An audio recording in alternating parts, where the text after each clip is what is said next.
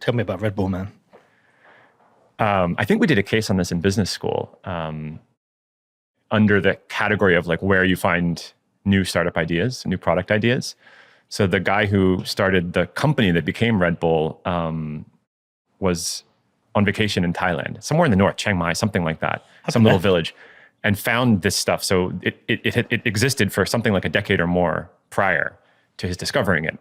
And there was like a local Thai businessman who had invented this stuff and created it and marketed it, and it was super popular, but only in like that little region of Thailand.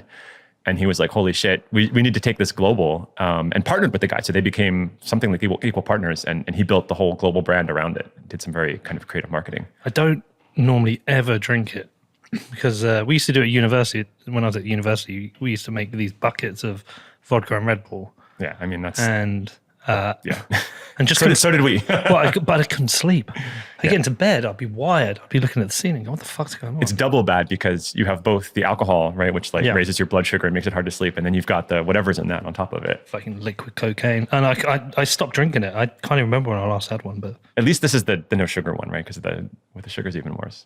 Well, I've given up coffee. I think so. I gave up coffee about a month ago. You're a better man than me. I tried and failed. To be honest, I'm always swapping something out. If it's not coffee, it's chocolate. If it's not chocolate, it's tobacco. I do a thing where I try to I do a challenge every year, and it's usually like a dietary thing.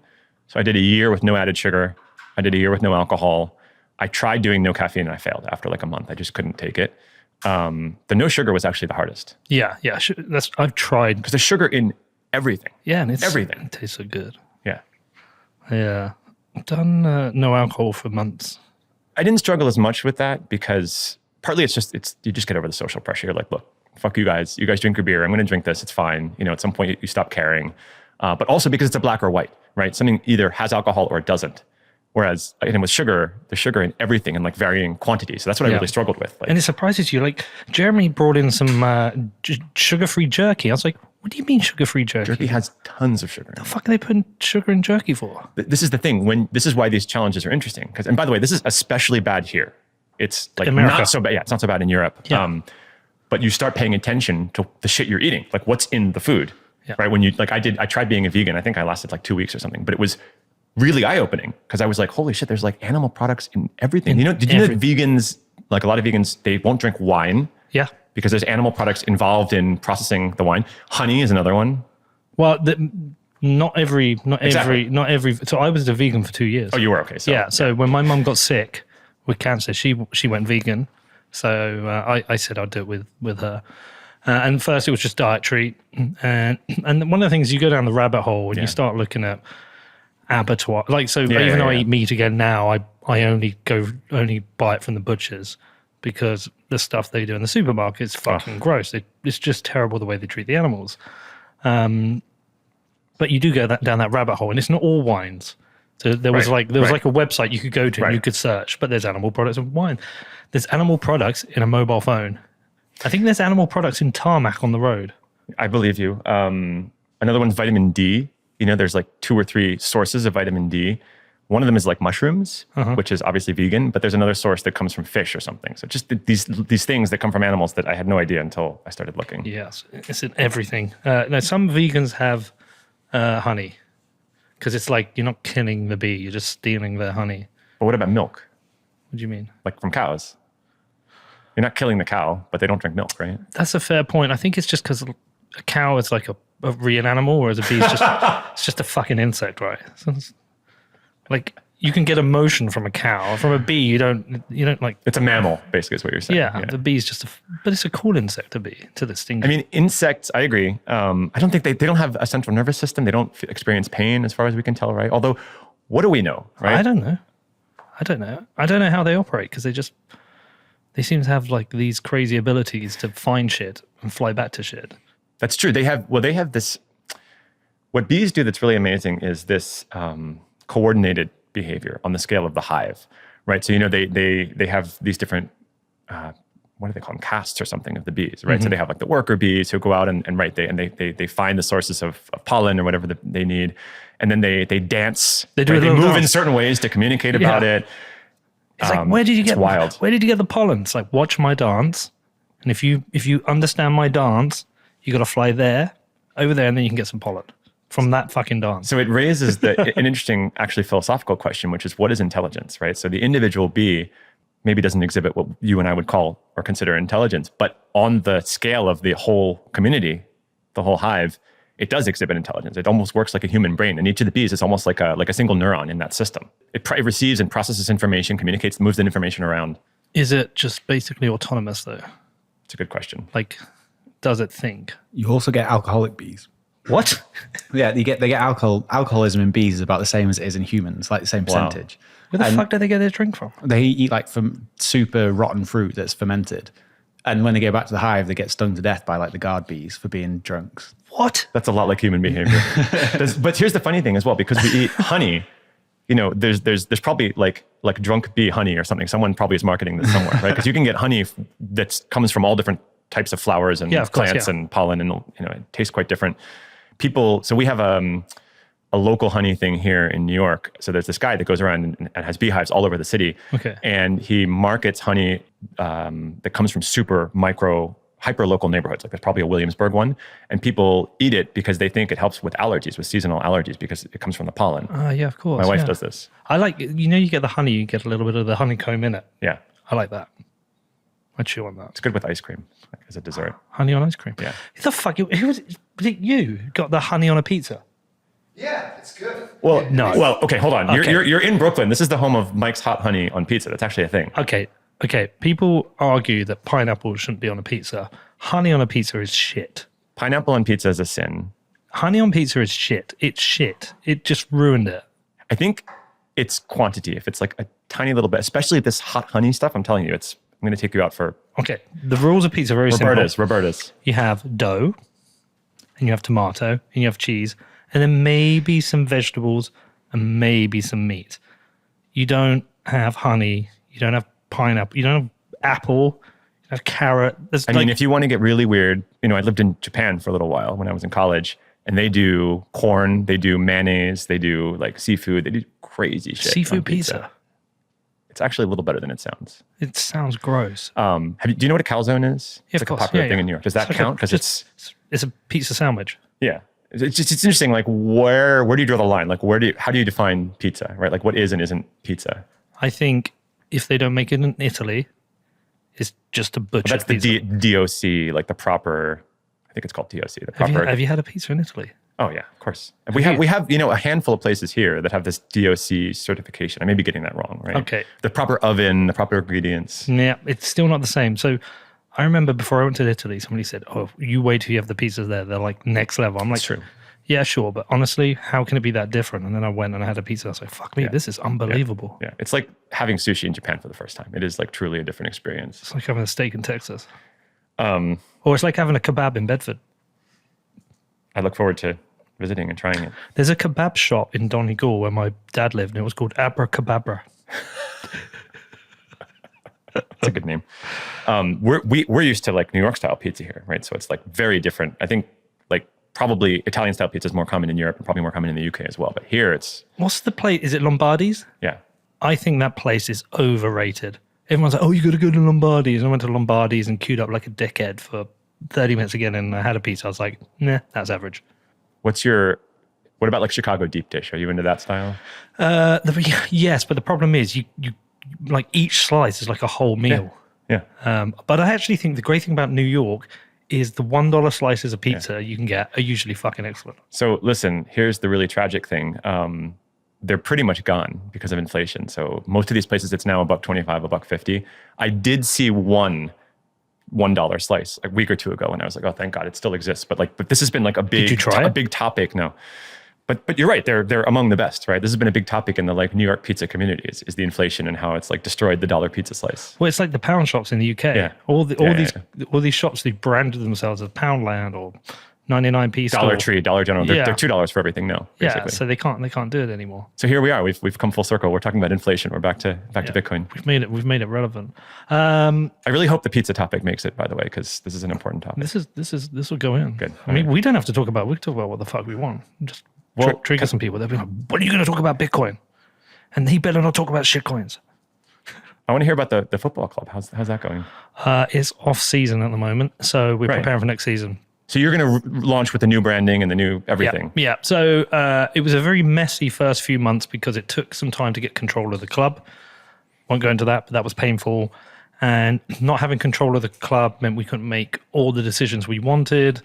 Learn. I'm glad I did it though. I'm glad I didn't learn. I'm glad I had a few months to learn all the shit that you do wrong before the season starts. It's like a soft start kind of. Yeah. So for example, throwing money at a team doesn't work. You have to get the right players, the right culture. There's a team who finished second called Amptil. I don't know if they pay any of their players. I think they play some, but they're a group of friends who've been together for years, and I think they came second or third. We had some quite expensive players.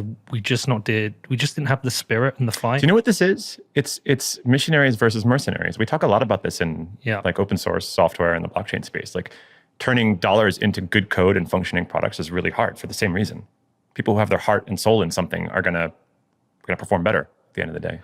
Yeah, I mean, I agree. I mean, we have it with this. Like, this is a mission. Like, we hang out, we fly out together, we make a product, and it works because we're a team.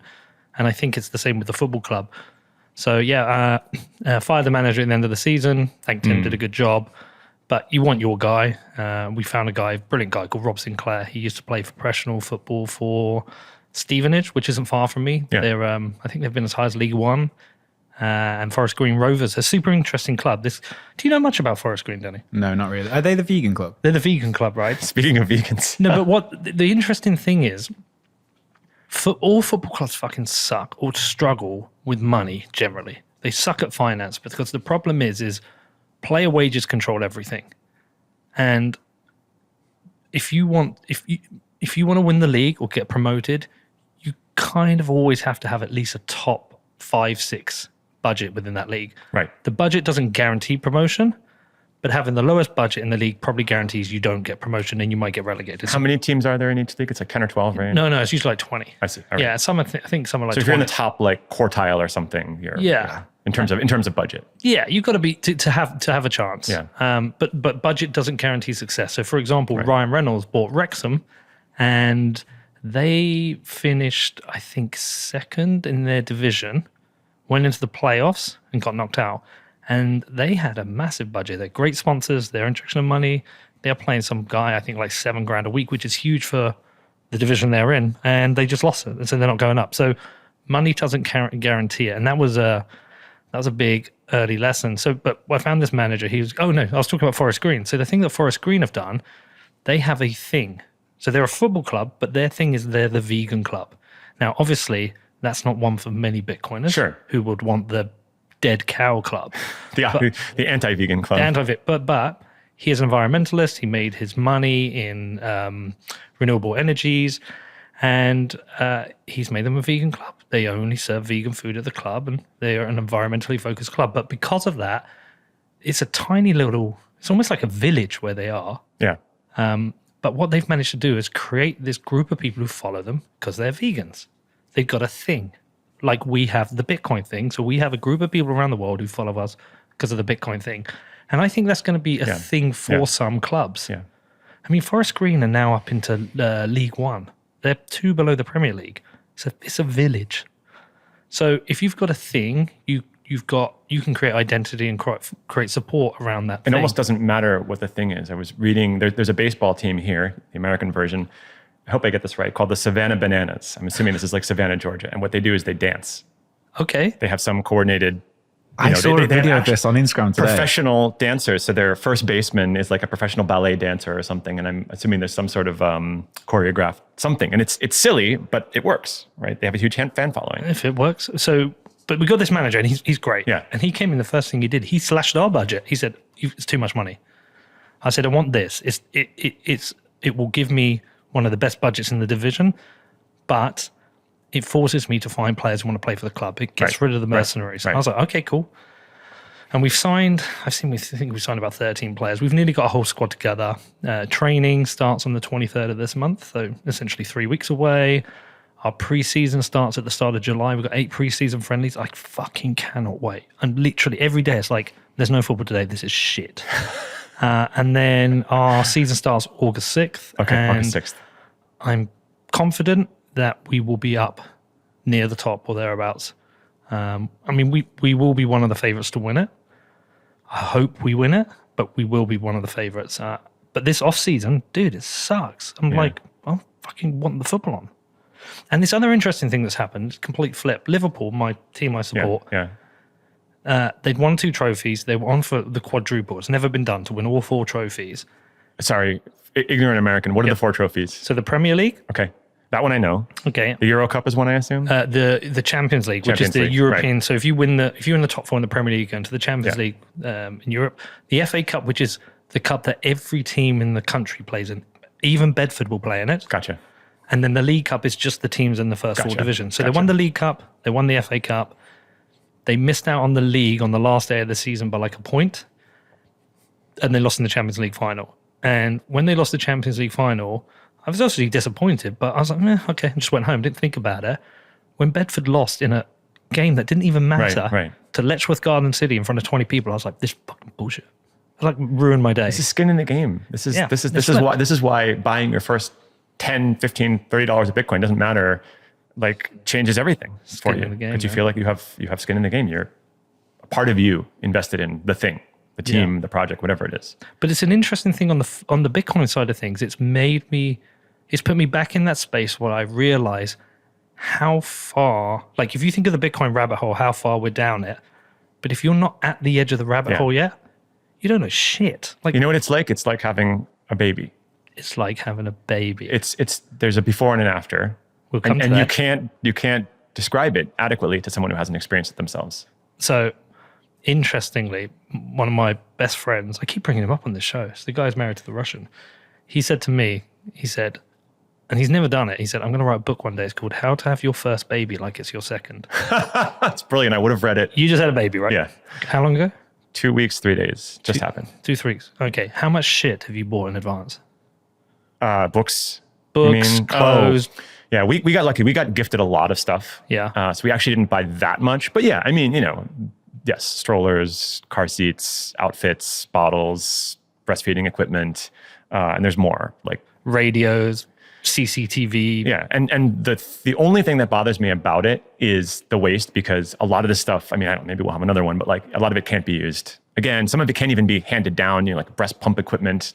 It's probably never a topic that's been covered on your show before, but it turns out you can't give it to anyone later. I'm telling you, there'll be some fucking weirdo who'll buy that on eBay.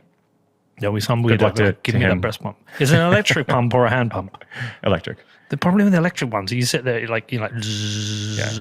Have you got that? Oh God, this is really personal. Have you got that because you're going to do some of the night feeds? Yeah. So my wife is pumping at night right now.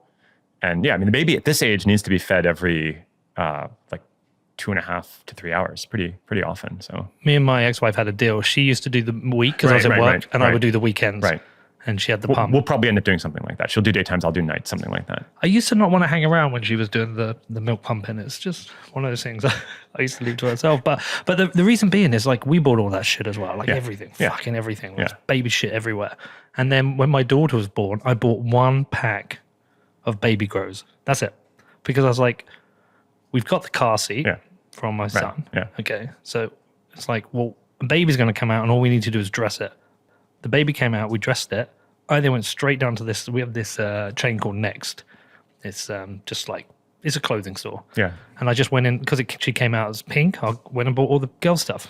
Just bought everything. Can I ask you a silly question? Did you know the sex of your kids before they were born? No. So we didn't either. Wow. And that's very un-American. This is very rare here. Yeah. Like everybody does. And people are shocked when I told them that it was a surprise, actually. I don't like it's very rare in our lives that we get to queue up an exciting surprise for ourselves. And I was like, and also it makes no difference to me. I don't care. They were like, oh, so if your son, if we gift you pink clothes and your son ends up wearing pink, I'm like, I don't care. It's fine. What difference? We needed 2 names. That was the only downside. I mean, I wouldn't have dressed my son in pink. That's slightly different.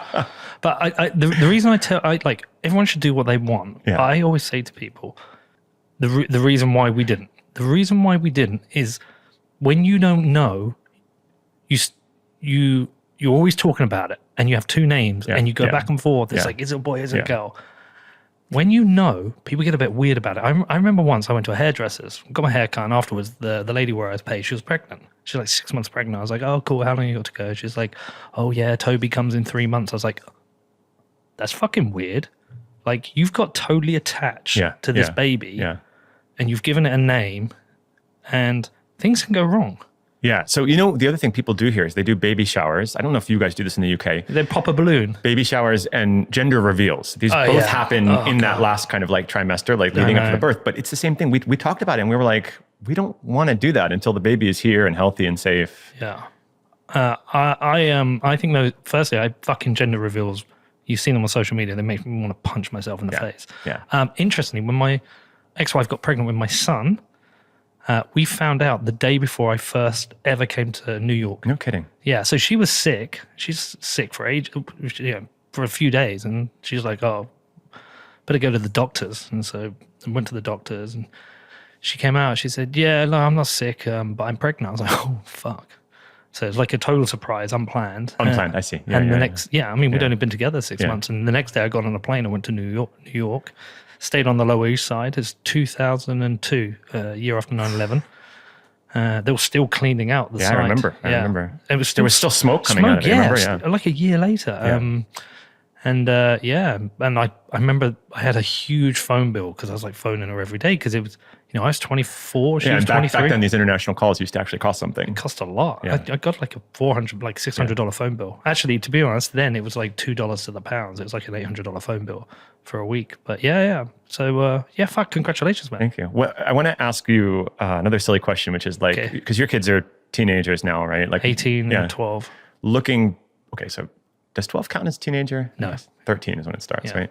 Do you know how you know? It's got the teen in the word. Well, they do call them tweenagers now. Tweenagers. The 12-year-olds are tweenagers.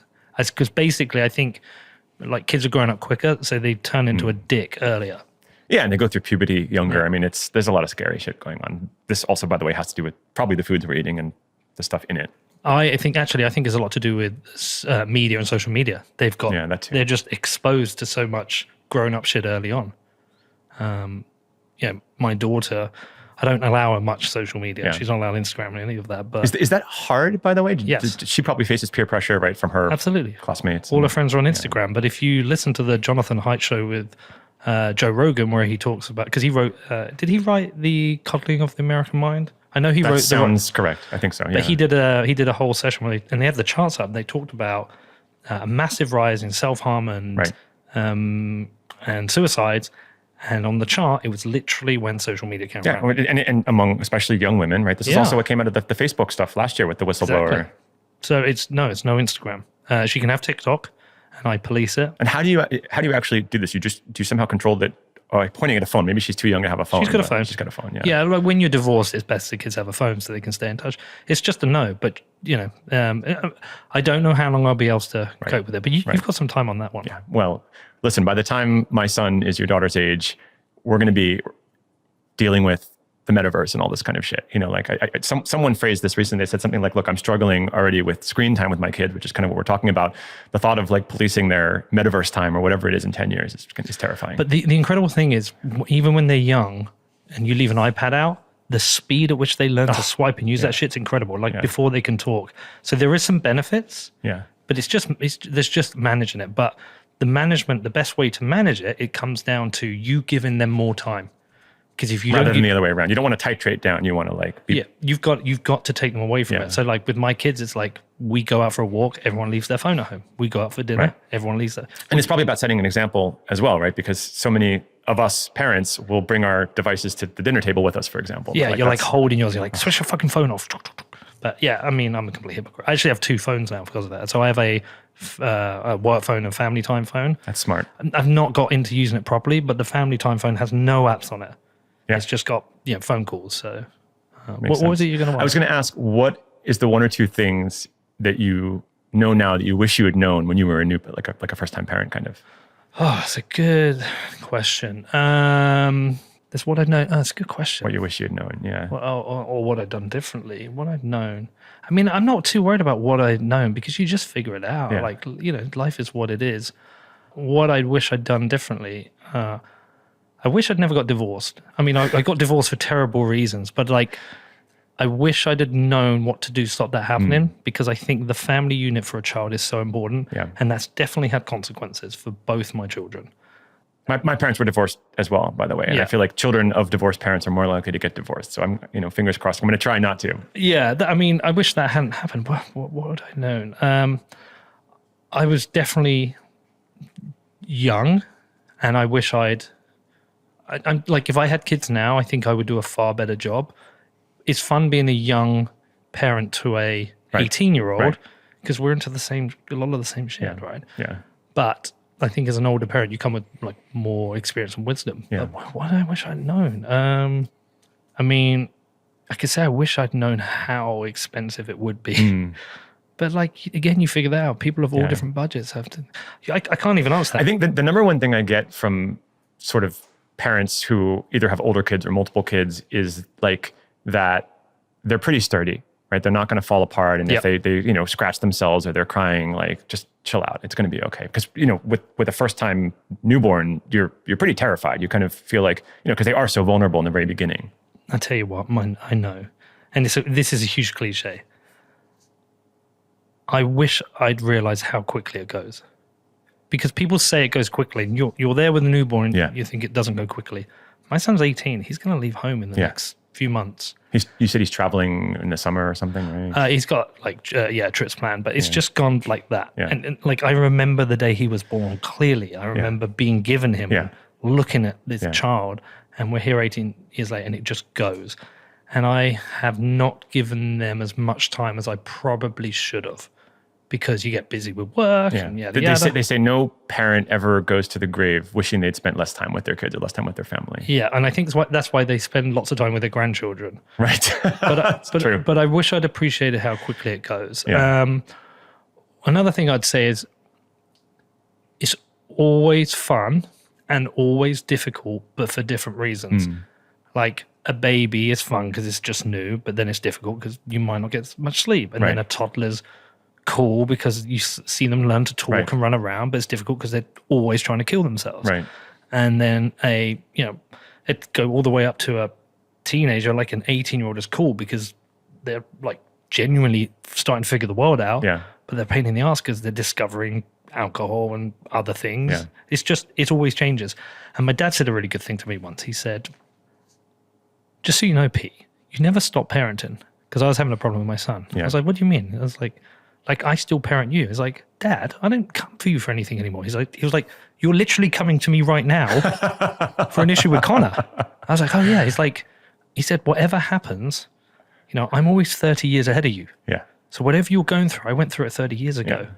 And I was like, okay, that's a really interesting point. But honestly, man, it's just the most fun. I wish I had more kids. I wish I'd had more. Because I've got a son and a daughter. I mean, to many people, that is the ideal, is, one of each, right? Yeah, but they're different. My son is like and I think as speaking to other parents, it's similar. Like my daughter, she gets her uniform ready before she goes to bed. She gets her homework done when she comes in. If my birthday, I'll wake up and there are balloons and presents. Like my son, like you wake him up and he eventually gets out of bed and like then he's like throwing a sock against the wall and drifting downstairs, and on your birthday, it's like, oh, is it your birthday? Like, it's different. Yeah. But at the same time, I don't worry about him going out. I worry about my daughter going out because I just know blokes can be dicks. Yeah. And that kind of, there's this kind of, not everyone, but there's a certain layer of misogyny that exists in the world of for sure Bitcoin. Yeah. It does. I mean, it's almost even if Bitcoiners are not necessarily misogynistic and certainly not intentionally, simply by virtue of the fact that it is such a masculine community, it's almost inevitable in some ways. I'm not saying everyone is, but I just see certain things, like some guy tweeting the other day about girls going to university is stupid. If you're a good parent, she's wasting her time. She's wasting years that she could be rearing a child. It's like, just fuck off. And once you have a daughter, you really appreciate the different world they go into. Yeah. And as much as the world has moved on and tried to create a fairer world for girls, you still notice the difference. You still have a daughter who comes home and says, Dad, why can't I do this? Why can't I do that? And that there's still that element where a young girl feels like it's harder for her than a boy. And I'm happy to talk about that, despite the fact that, when I interviewed President Bukele recently, I asked him about the patriarchy, because it's even worse in El Salvador, because the patriarchy in Central and South America is more significant, and there's significant violence. So I asked him about it, and some guy on YouTube is like, "Oh, fuck off with your gender bullshit." It's like, well, hold on a second. Like, I'm not being a weirdo about this. I'm just saying I have a daughter. I understand what it's like. You're a man. You don't understand what it's like. Until and unless maybe you have a daughter, I think. So we're just shit at empathy in general, especially other genders and. Yeah, I think it's because there's been so much weird stuff on the kind of like gender, or so much forced equality, and like weird forced equality, that sometimes people push back a bit. But you start to appreciate that with a girl. But also with a boy. Now, these pressures that you see for girls, they say these pressures for girls to look good. Well, they actually exist for a boy now. You know, for a young boy, interesting. He sees on social media guys with six packs and pecs and tattoos, and they want that. So it does exist for both as well, in a different way. But it exists for both. But look, all I would say is, like, you can worry about everything, but also you can have so much fucking fun. Like, I imagine, what did you say, 2 weeks ago? Yeah. I imagine he's already changed in 2 weeks. He has. In fact, when you were mentioning how quickly they grow up, I was going to tell you, I looked at a photo of him the day we brought him home, which was just over 2 weeks ago. And he already looks, especially at that age, because the facial structure changes, the eye color changes, the hair, everything changes very rapidly at that age. And I was blown away by how much he'd already grown in 2 weeks. It's crazy. I do wish I had more. I have a son and a daughter, and I can't imagine a son who isn't Connor, and I can't imagine a daughter who isn't Scarlett. And I wish I'd got to see that. Just like, oh yeah, this can be this whole other boy or girl, and they're different. And you've got some time left. No, I do. Listen, my dad was 60 when I was born, which is relatively extreme. Well, didn't what's his name? The F1 guy. Who's the F1? Silvio Berlusconi? No, that's the president of Italy. Italian prime minister. But I think he had a child. Like, no, who's I know who you mean, F1. but I don't know his name. Didn't he have a child? Maybe like 90 or something. He was like 92. Like, firstly, congratulations. Right, seriously. Well done, mate. That's well good. done. Yeah. Good How on many you. people do you think were helping? Was he 92? Was he 92 when he got a baby? I don't know. I could be wrong. I don't know his name, so I can't. There's a slight issue at that age, because basically your chance of seeing them even make double figures is low. I mean, even 60, by the time I was conscious of my dad's age, he was already in his 70s. Is he still alive? Yeah. How old is he now? 99. Fucking hell. I'm 39, yeah. Your dad is 99. When's he 100? You can't really say, don't dox his birthday. April next year. April next year. Yeah. It's not the 28th, is it? I'm not going to dox his exact birthday. In the UK, if you reach 100, you get a letter from the Queen. You used to hear from the president. I think they may have stopped doing it recently because there's too many now. There's too many. I wonder if UK is a smaller country, but yeah, you get a letter from. Actually, the Queen. Speaking of, the Queen's a year too younger than my dad. She's getting up there too, right? I mean, is your dad single? We can try and hook him up. It was Bernie Ecclestone. He was 89. 89. 89. Man, one, I hope I'm still alive at 89. Two, if I am, I hope I'm still active. And isn't she like 40 or something? I mean, she's a lot younger than him. Well, obviously. I mean, there's much more, biological restrictions on the mother's age than the father's age. Yeah. Is your dad, is he a mobile dad? Is he up and about? Yeah. For his age, he's doing super well. I was with him just before coming over here. Fun fact, he's a Bitcoiner. Is he? I gave him copies of all of Antonopoulos' books back around 2016, 2017 when I was first deep diving on Bitcoin. Tweeted a photo of him holding Internet of Money. Oh man! And said he, at that whatever he was, what is it? 99. He was probably 96 or something at that point, 95, and he's probably one of the oldest Bitcoiners alive. Does he shitcoin? No, I think he only holds Bitcoin. So where did you go wrong? I have a higher risk appetite because I'm younger. He's a pensioner, So I'm essentially in the grandparent potential zone now because my son is. Isn't that crazy? Because you were a young father, so yeah. I mean, I hope I've got some years ahead, but accidents happen. I'm in that zone where it's a possibility. Yeah, I'm slightly younger than you. If I'm 4 years younger than you, if I remember correctly, and I'm old enough to be a grandfather too. I did that math recently, and I was. Yeah, but you don't have a child viable of making children. Fair. What I mean is, I have a child viable of making children. Yeah. He could come home one day and say, "Yeah, Dad, look, I got this girl pregnant," and it's a possibility, and it doesn't scare me. Actually, it doesn't scare me.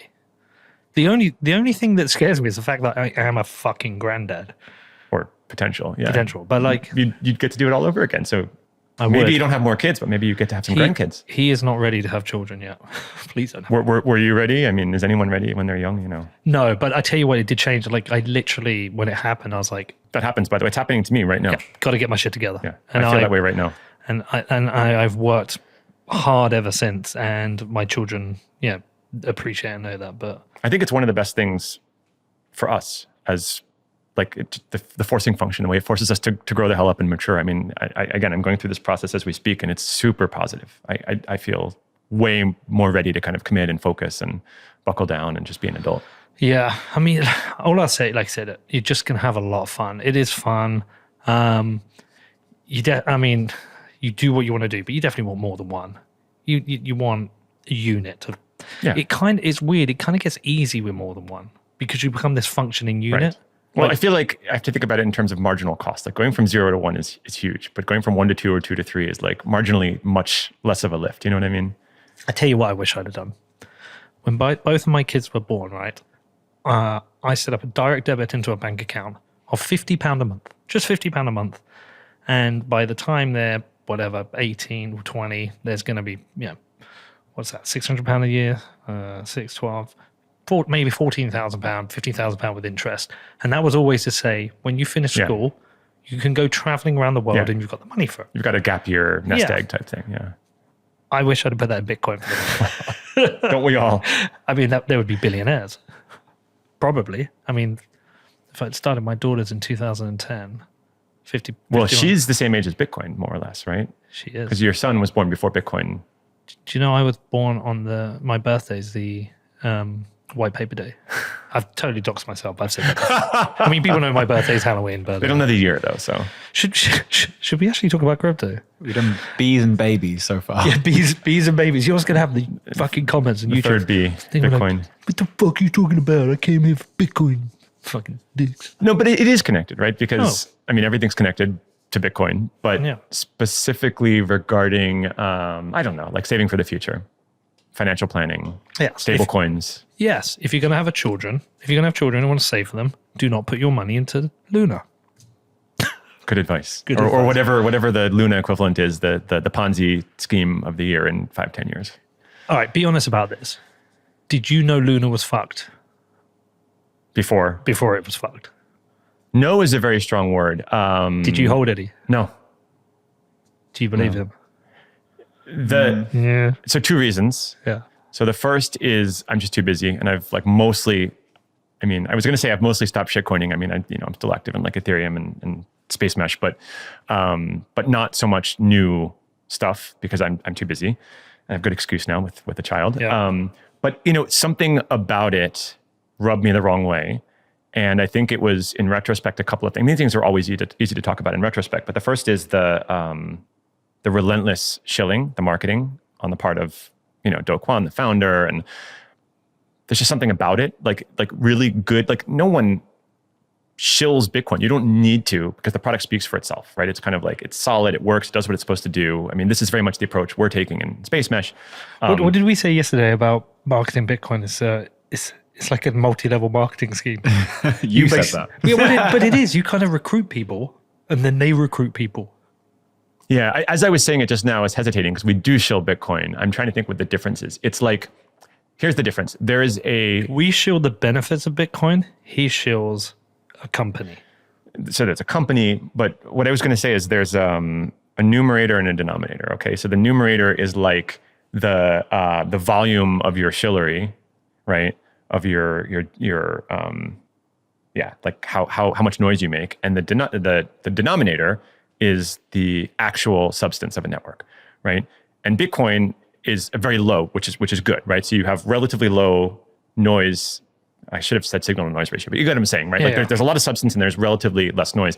A project like Terra, there's an enormous amount of noise and very little substance. And to me, that somehow you get a sense of that, right? It feels like it lacks integrity. And the other thing, by the way, that just shouted at me was this like quote unquote guaranteed 20% APY. I mean, that was the one. This is the main reason I didn't invest in it, because it sounds too good to be true. And I'm old enough to know that if it sounds too good to be true, especially if in a financial instrument, it's too good to be true. So I was on Pump Show and Pump asked me about it, and I didn't know anything about. because I don't use stablecoins.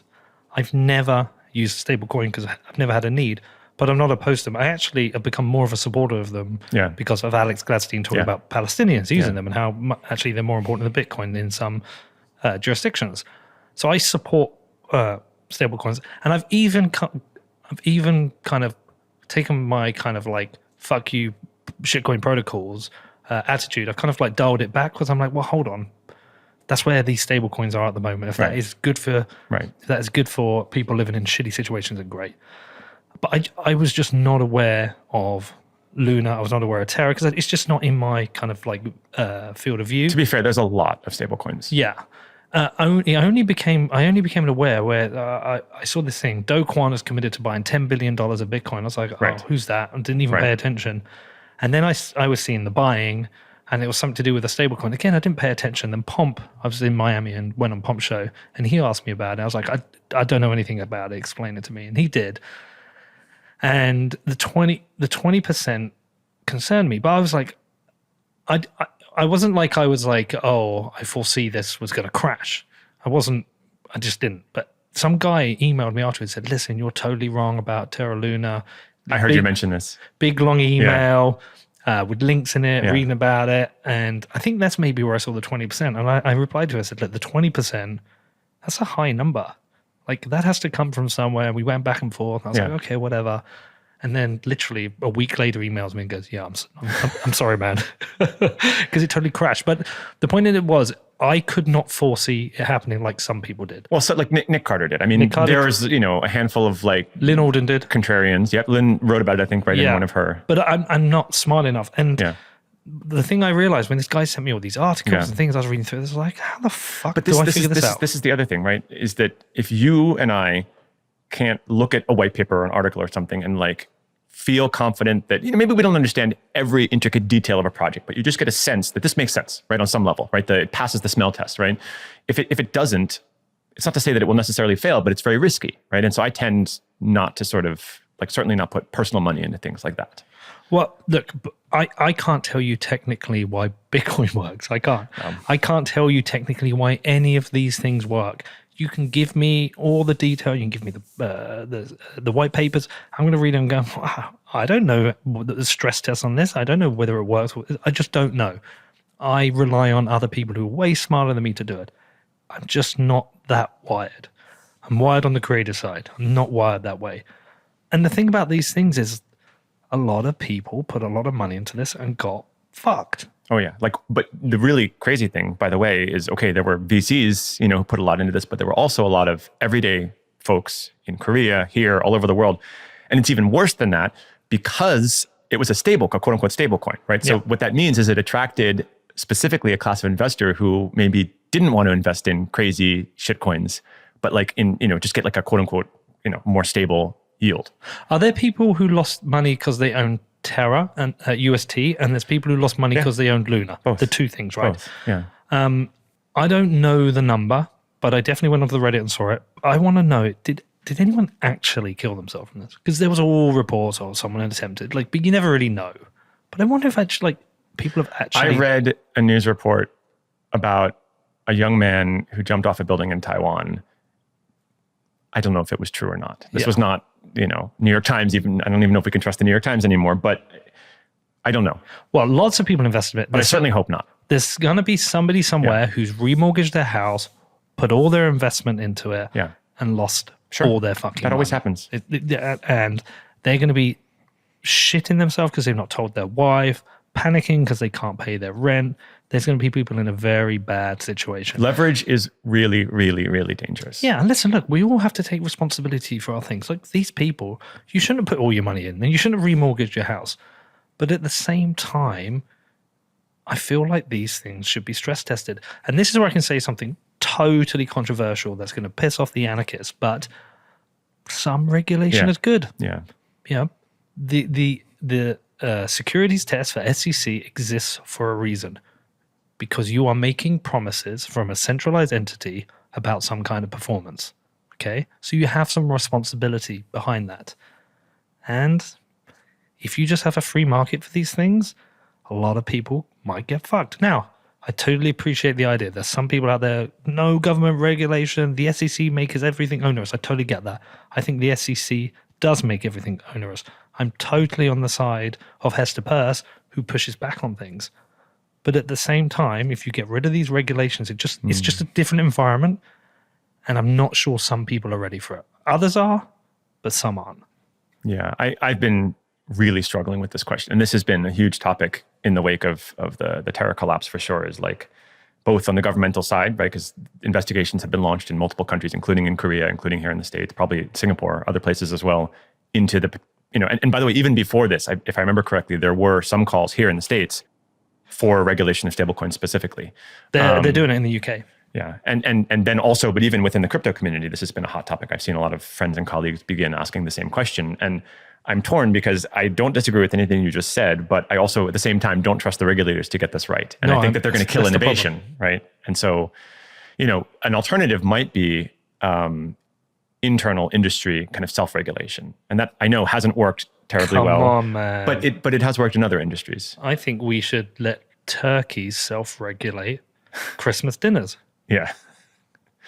Come on, man. Look, listen, we either have it or we don't. I just think it's coming. But regulation is not a binary, right? No. I just think it's coming. It's just regulation will come.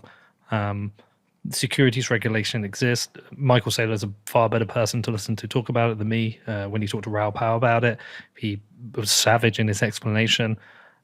I just think it's coming. Look, if it takes a form like the following, let's say you can't market something as a stable coin if it's not fully collateralized, number one, right? Number two, there's a lot of FUD around Tether in particular, right? It's supposedly fully collateralized. They have released audits, but there's a hodgepodge of things in there. There's 5-ish billion out of 70-ish billion of, quote unquote, miscellaneous other assets, including crypto. It could be Bitcoin, right? So we don't actually know if it's truly fully collateralized.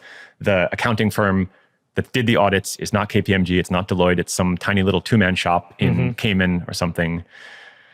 So, right. So if stable coins, if there's reasonable regulation, I would totally support that. Yeah. But I'm worried it won't look like that. Self-regulation would be good. And some of it's happened. Like, for example, Kraken have done their proof of reserves. I think that's very cool. Agree. Okay.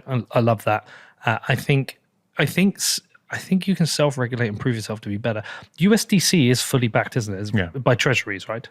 I don't know if it's exclusively treasuries. It's cash and treasuries. Cash and treasuries. Yeah, I mean, it's Circle. It's a legitimate American company. There's a network of banks. Yeah. It's fully audited. My understanding is that the Gemini US dollar, the Binance US dollar are all the same. Yeah. And I just think when somebody explains an algorithmic stablecoin, I think somebody else is going to buy it. And they're not going to really fully understand.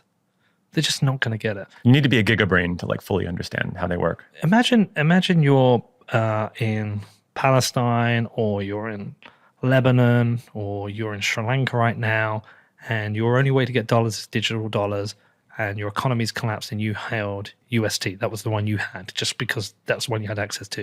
Yeah. You're already in a fucked situation. Your money's gone. Yeah. That to me is just sad. Now, there's two arguments like there is with everything. Regulation is terrible. You're a statist. Status cuck. Status cuck. But no regulation. There is a different side of risk. And I think both are valid sets of arguments. I would love to see people self-regulate better.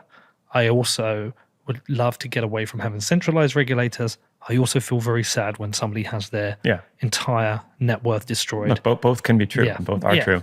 I think the interesting thing, and so here we have to get back to sort of the original vision of Bitcoin and the cypherpunks, right? Which is that, in a sense, Bitcoin and crypto in general is outside of any particular nation state system, which is to say it doesn't fall under the jurisdiction of any of the countries we just listed. And so what this means is that we're going to see lots of diversity in attempts to regulate it in different places. And I would argue that this is sort of a process of evolution playing out, and it's a good thing, but there will still always be regulatory arbitrage, right? There will still be jurisdictions like Cayman and probably many others that just decide that crypto is invisible. There's no regulation of it whatsoever. And there will be projects that launch in those places. And by virtue, again, of being part of a decentralized global network like Bitcoin, I mean, okay, theoretically, you as a UK citizen, me as an American citizen, we're not, allowed by our governments to own or trade or hold or whatever or market these products. But like at the end of the day, VPNs exist, and there's always ways around these things. Yes, you're completely right. Purely theoretical. Yes, yeah, but you are completely right. I just think we have a very weird industry. I wonder if any industry has ever had so much money thrown at so much failure. I think probably this is not. I mean, it's easy to feel like this is all the first time this is happening because maybe we're not old enough to remember when it happened before. But I think probably the dot-com bubble in 2000 felt very similar to this. There's a lot of money being thrown from some deep-pocketed VCs at a lot of failing projects. I mean, what was it? The groceries delivery services and the dog walking services. Pets.com and Webvan, was it? Webvan? Yeah, that was like one of the classic ones. This kind of stuff. Boo.com. My first ever job out of university was a .com called eCountries.com. It's fucking hilarious, right? In the summer, I bought a book on HTML. I spent the summer in High Wycombe learning HTML for 8 weeks. I go back to uni, I'm in my third year, and I put my name on a freelance board as somebody, and I could create basic web pages. Yeah. I create them in Dreamweaver. Do you remember Dreamweaver? I do. I'm old enough to remember. This is like the pre-JavaScript days. Yeah. This is like HTML1. It's HTML4. Coding by hand. It's still HTML4. Yeah. But it was Dreamweaver was one of those WYSIWYG, what you see is what you get editors, right? I remember that. And you would create all this shitty code, and then you can go and strip it out. You could even take like a Word document and like convert it to an HTML page or something. Yeah, and you would create your graphics in Fireworks. Right. And your web page in Dreamweaver. I'd made like a couple of basic websites, like absolutely basic. Did you have the blinking under construction sign? Yeah, and the little what was it? The ticker at the top, but it wasn't hits. The hit counter. Yeah, and people attributed hits to page views, but it would sit there and keep reloading the page. It wasn't Sybil resistant, right? It would just keep going up. But also, it was a hit for every request to the server. So if you had 20 images on the page, you'd have that 20, and the one for the page, you'd have 21 hits. Good number, 21. Yeah. I've got so many stories about this. But anyway, so I put my name on this freelance board, and I'm about a week back into my third year at uni.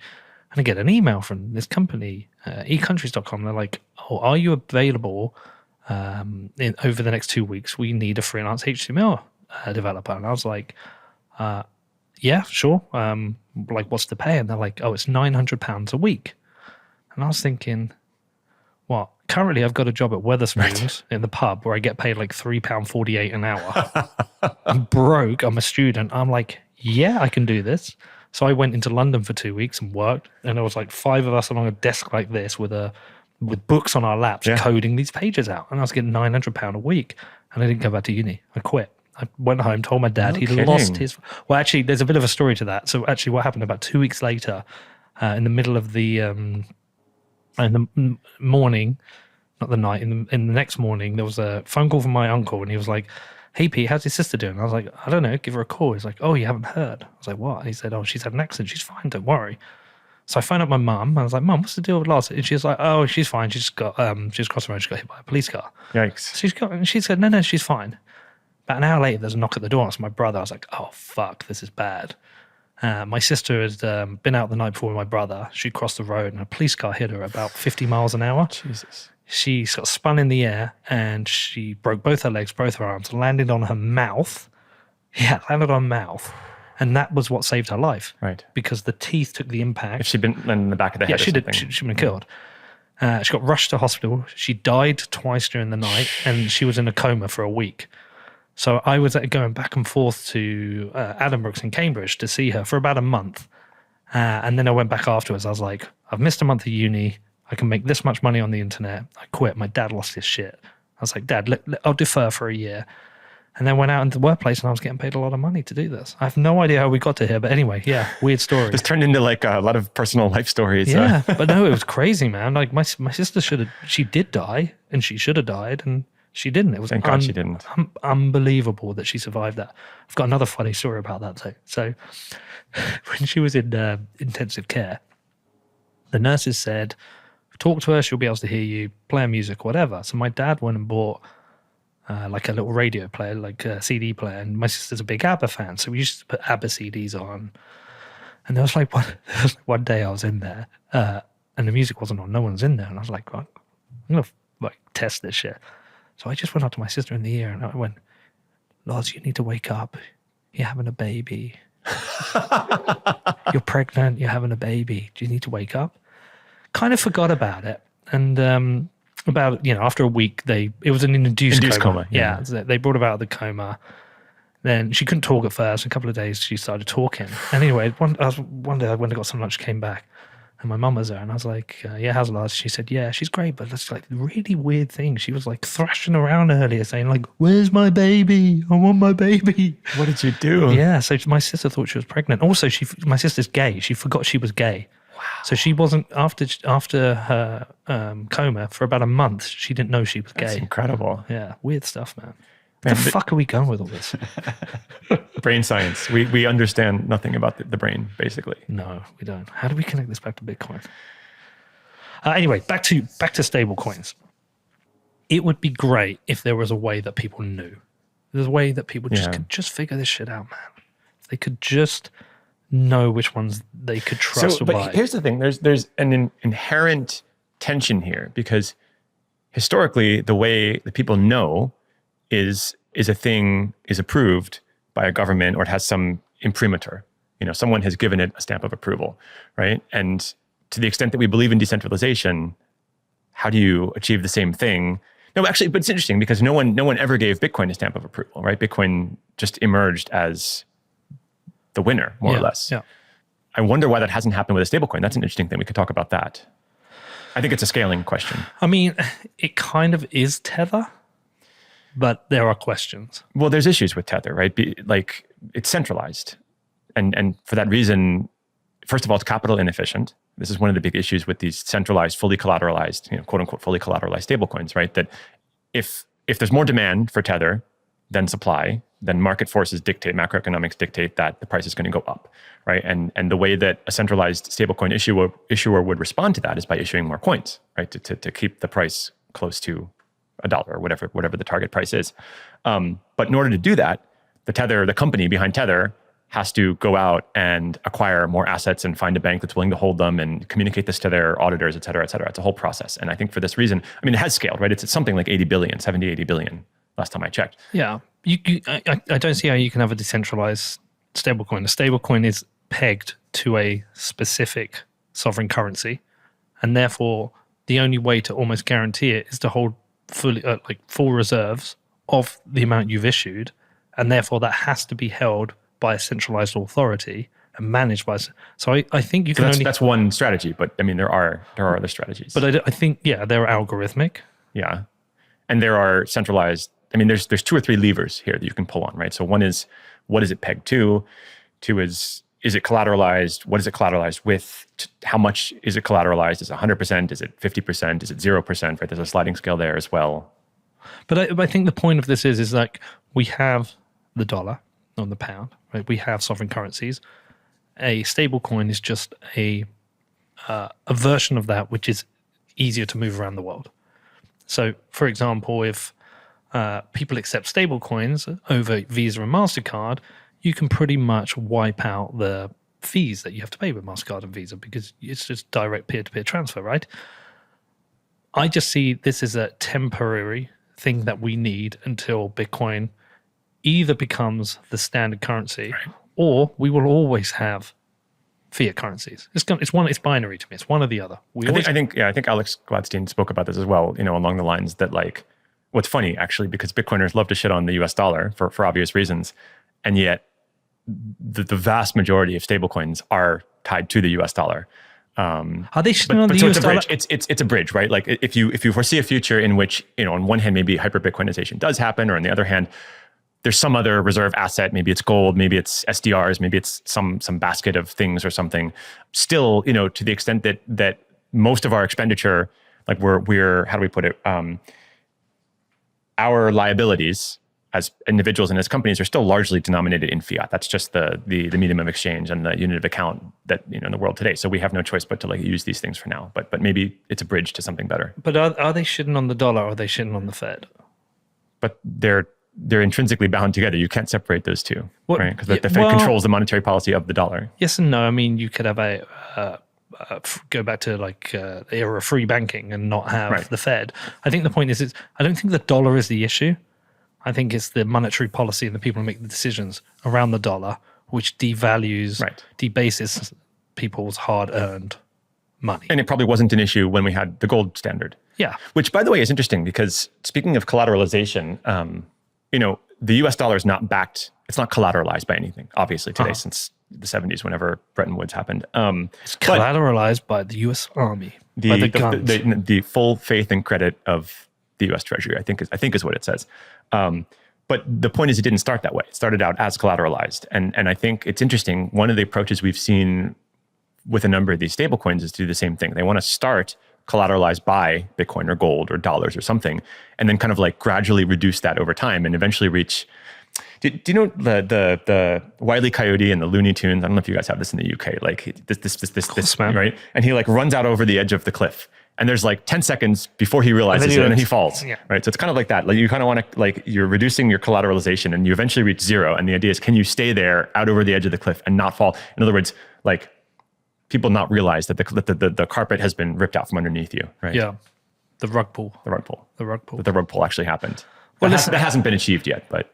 I mean, I go back. I don't. But it kind of has with Bitcoin, right? This goes like Bitcoin itself doesn't really have intrinsic value, right? That the value of Bitcoin is that nothing has intrinsic value. Well, this is the true reality.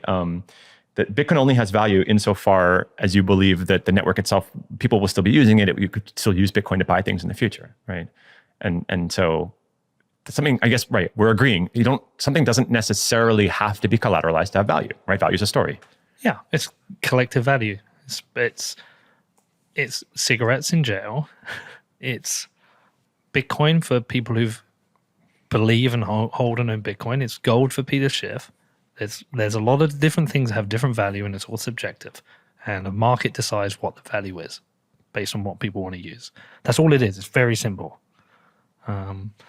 I mean, it's funny because this concept of value is definitely not a thing I ever in my whole life ever thought about before kind of becoming a Bitcoiner and getting into this space. And all of a sudden you realize it's not simple at all. No. And price, right? When you say something feels expensive, and again, at our age, we're now beginning to be those old fuddy-duddies who say, oh my God, when I was a kid, a slice of pizza used to cost $1. Now, who knows, right, what it's going to cost when our kids grow up. But what does that mean for something to be overpriced? What does it actually mean in concrete terms? I mean, I'd never thought about inflation, right? What inflation really is and how insidious it is until Bitcoin. I'd never thought about the value of things. I'd never thought about saving for my future. Right. I never thought about any of this Time shit. preference. Yeah. I was just literally a moron bumbling through life, earning money and spending money and not thinking about it in the slightest, which is why I think there's there's this thing about Bitcoin where what people miss in parts of the education. It's not just about money. It's the wider things you learn about yourself and life that come from it. Right. Like it's that time preference thing is actually super interesting. At first I thought, this is cringe. What a load of bullshit. No, actually it's super true. If you have to really consider your purchases, if me and Danny are always talking whenever we're about to sell some Bitcoin, it's like, I might need to sell a bit of Bitcoin for this. Should I? No, try not to. Whether it's a watch, a car, or a house, whatever. But we actually have I don't think I spent any Bitcoin without talking to you first. I don't think I've ever sold Bitcoin. I thought you sold some recently. No. Huh. I thought you did. I stopped DCAing so I could buy a watch. There you go. But see, So here's the funny thing. So you sold some future Bitcoin. In economic terms, the opportunity cost, that's precisely the same as selling That's Bitcoin. true. So we convince ourselves. Can I tell you my story about selling Bitcoin? Just very quickly. Yeah. But we had a conversation about that. Yeah. And there's a few times, but the point is every single time, I don't do it every time I spend money. It's painful. I But just if go you sell spend- dollars or pounds, whatever, who I do cares? it. But every time we have that conversation, it's like, is it worth it? Should I? And once you start doing that, you're really thinking about your future. Yeah, it's true. It's a little bit like our conversation about dietary preference and being vegan or something earlier, where when I tried being vegan for a week or two was the first time I ever really paid attention to all the shit I'm putting in my body. Like I really began this process of reading, all the ingredients. What is in this shit? Citric acid. Yeah. Well, Bad for your teeth, by the way. Yeah, I'm British. My teeth are already bad. That's a really good point. I wish I looked at food and alcohol the way I looked at Bitcoin. Yeah. What Bitcoin teaches you to do is to apply the same level of precision to your financials and your economics, right? Like almost as if you were a business, right? Because you're forced, I mean, you're an entrepreneur, you know this, you're forced as a business to do, what is it called? The 2-column accounting, and you have to account for every dollar, every pound, every Satoshi, whatever. As individuals, we don't typically do this, unless I guess maybe your parents were like accountants or something, right? Huh. But Bitcoin really makes me pay very close attention to my finances, my family's finances. Yeah, it's done a lot. It's done a lot for me in terms of that. I've become very, I really consider my future, my kids' future. Right. I mean, I always had, like I told you about, putting that money away for my kids so they're traveling. Right. I've done things like that. But now there's very serious considerations about what I'm spending money on, why I'm spending money, what it's for, where I should be putting my money. I never thought about that before Bitcoin. It's always like, I'm earning enough money. I have a good friend, really, really smart guy who was my colleague when I have a background in traditional finance.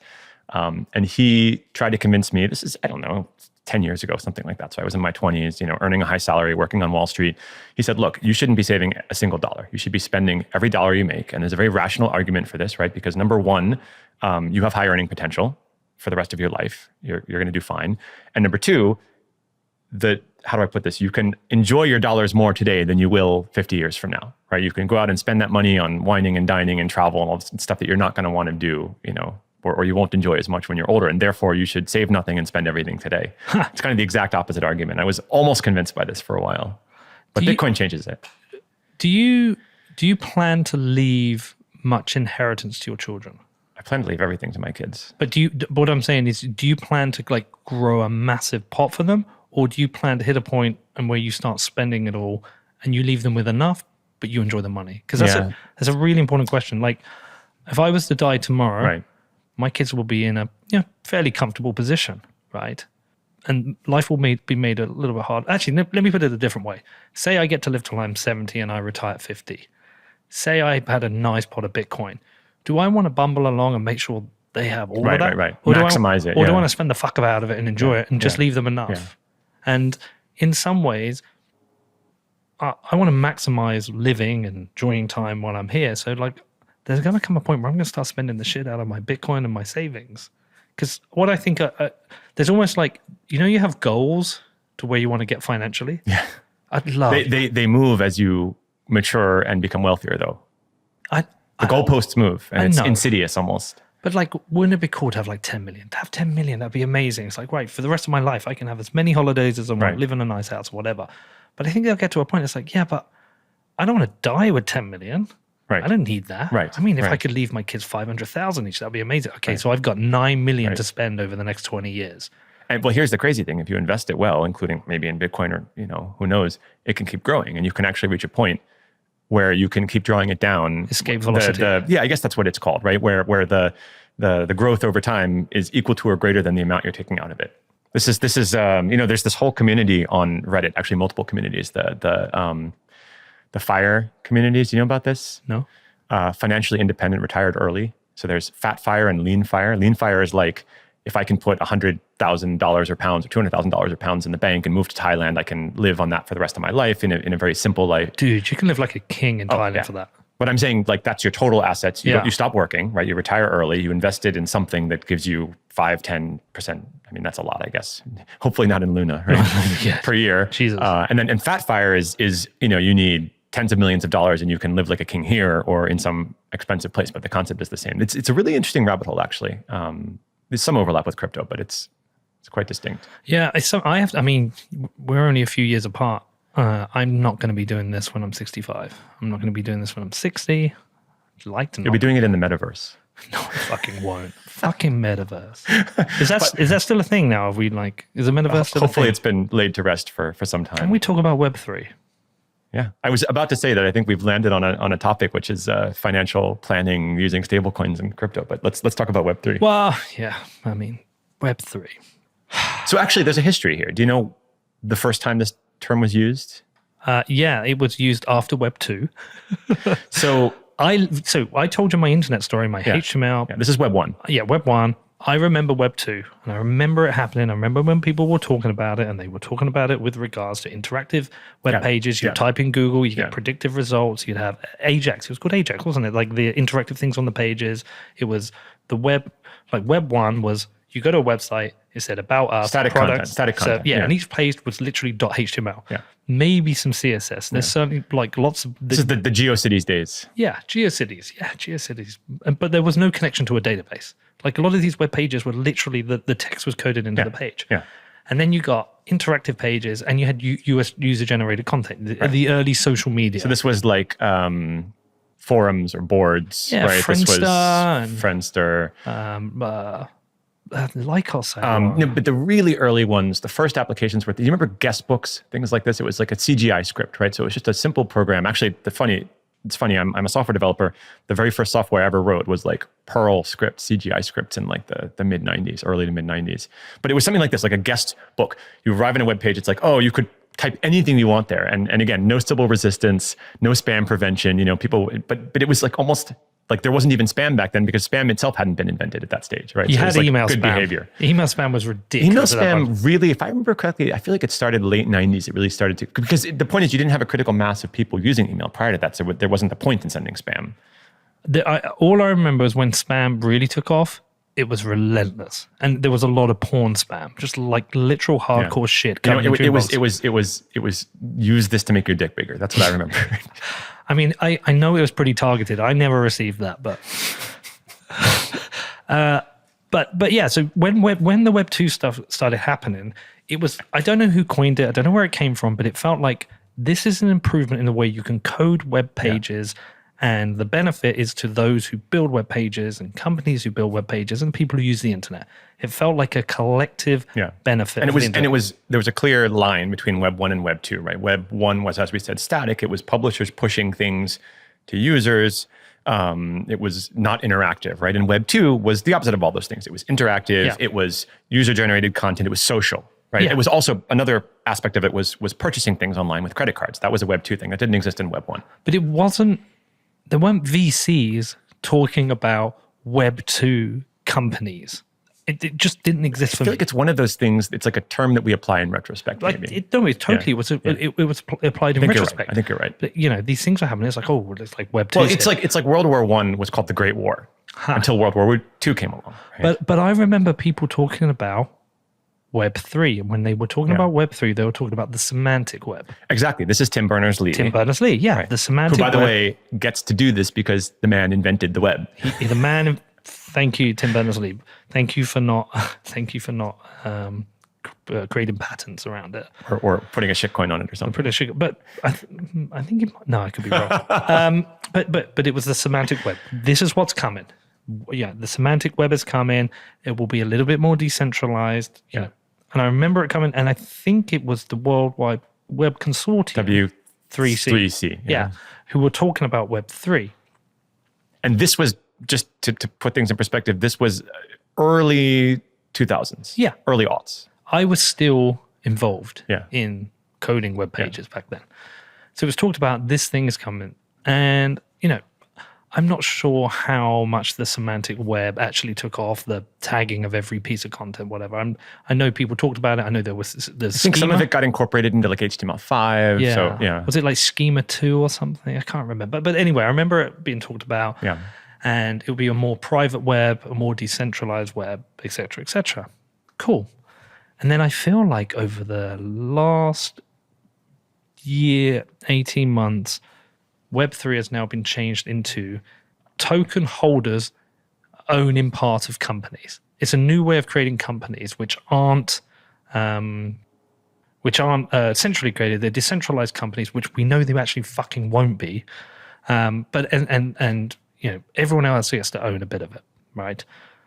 Cool. If you're right, then at the point where you get to put your VC money in, at your whatever level that you're buying all your tokens, multi-coin, A16Z, Web16Z. Why don't you open up at that point? Everyone else can get in. Why are you buying at that point, calling it Web3, having a beta product build, launching it, allowing everyone else to buy, and you being provided with exit liquidity? Yeah. So everything that you just described is perfectly okay with me except the last part.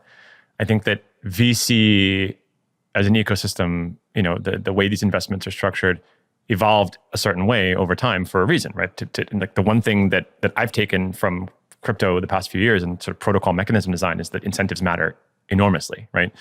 And when you give the early investors that early exit opportunity, it throws everything off. The incentives are completely wrong. Because just to be clear, right, not every listener might be familiar with the way a VC fund typically works in kind of a Web2 world or typical kind of equity world, right? You're locked in. You're holding that investment for 5, 7, 9 years, whatever it takes, until you have a quote unquote liquidity event or an exit, right? Something like an acquisition or a IPO. I always make a mistake and say ICO. Yeah. Oh, you provide it. You might be involved in the seed round or the A round, follow-on round, right? And you find a potential company and you invest 1 to 5 million. The founders go out and they build a product. They essentially work on product market fit. They test their product. They make sure that there's an audience. They check whether there's a genuine growth rate that can be achieved. Right. They try and understand what the marketing channel is. Once they've understood what the marketing channel is, what is the investment need into it? What is the retention of people of using that product? And by the way, you can't be acquired or IPO unless you figure these things out, right? Because you have to disclose them. Yeah.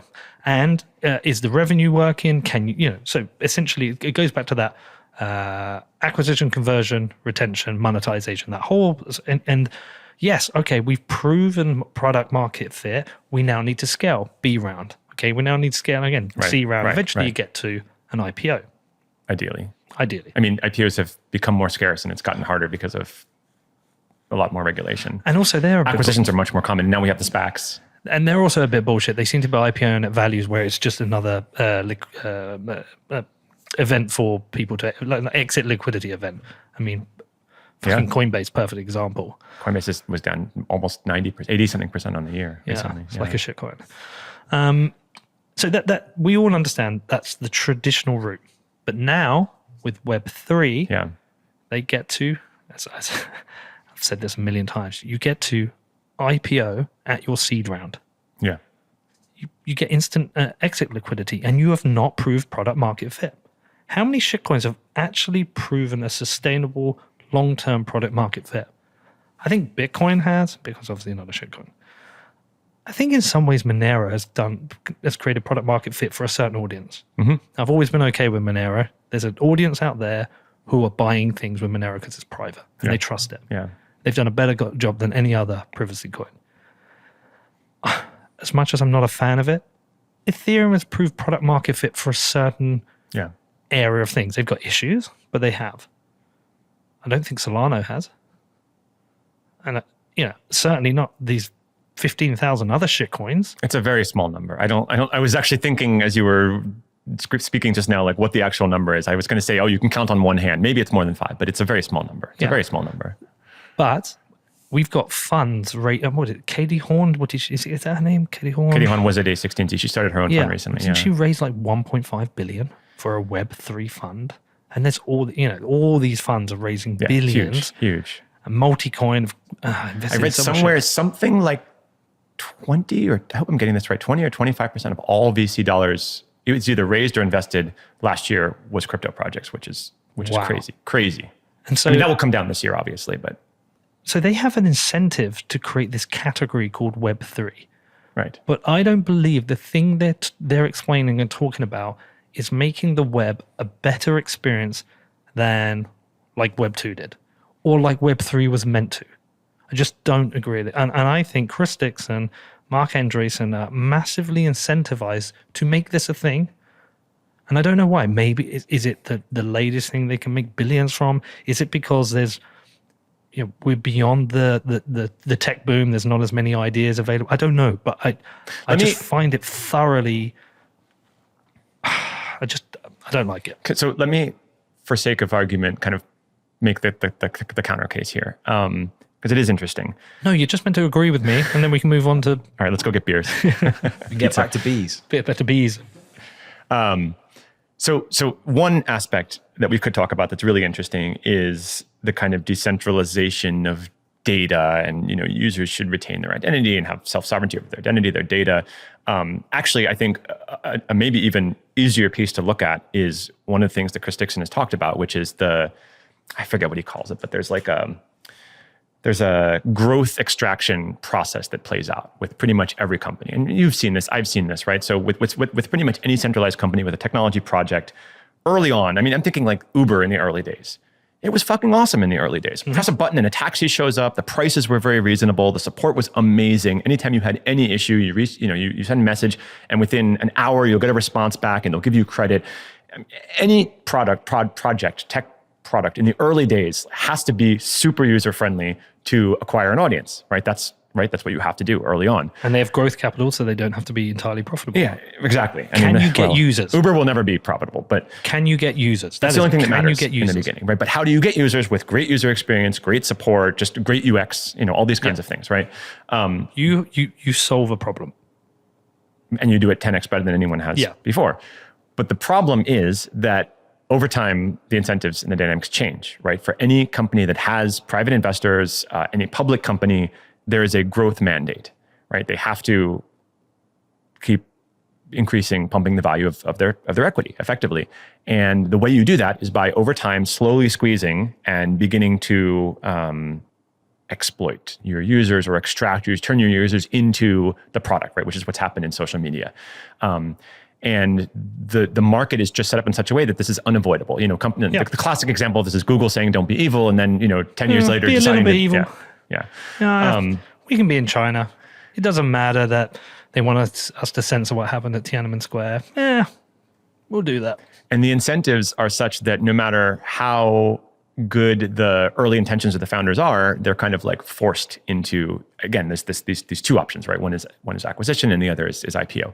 And that forces them to. Well, sometimes it's pre-IPO, sometimes it's post-IPO. So pre-IPO, you want to become as profitable as possible.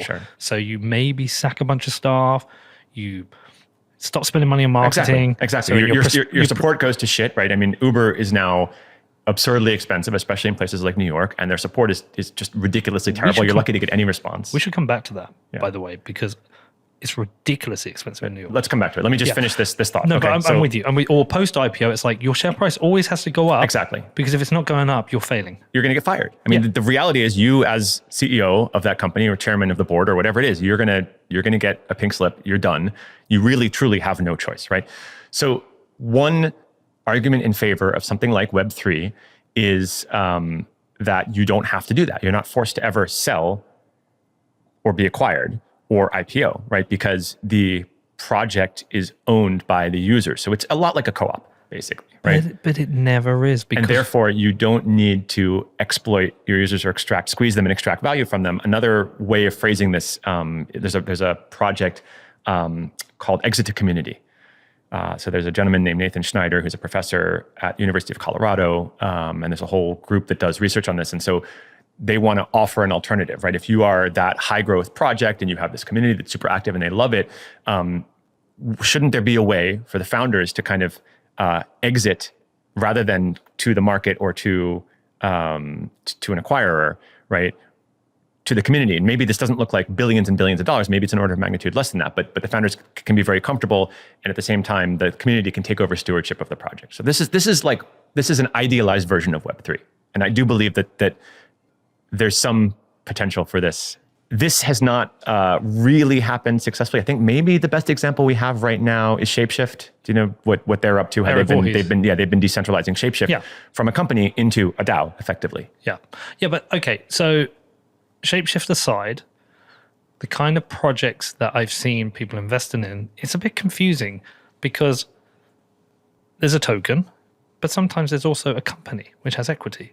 Yeah. Well, the most common structure is a dual structure where you have a for-profit company and then you have something like a foundation, could be an association, which is a nonprofit, which sort of controls the treasury, issues the token, maybe runs the ICO, and then like the for-profit company acts as a service provider to the foundation. This is kind of how these projects tend to sort of get around securities laws, things like that. Yeah, but this is where it feels a little bit like bullshit because what you've done is you've created the equity which you as the company own, and then you've also created the token which you own part of, which you allow a bunch of people also to buy the token, but the company still exists.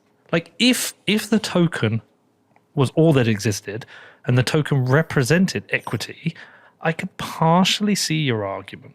But in the end, the people who own the token want the token to go up in value because it's an investment. So either way, if you're buying something, you want the investment to be successful. There's many. I think you're oversimplifying a little bit. So what I've seen, like as an investor, and to some extent the projects that I've helped launch as well, there's a menu of options you can choose from, right? So, and it's changed over time.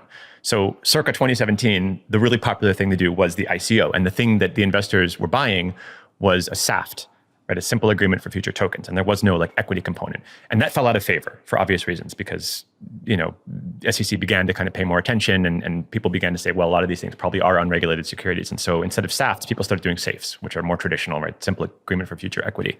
However, there's hybrid structures where the equity itself is tied to a token. So for example, like in the case of Spacemesh, we have a company. We have an operating company, which is like a Delaware C corporation or something.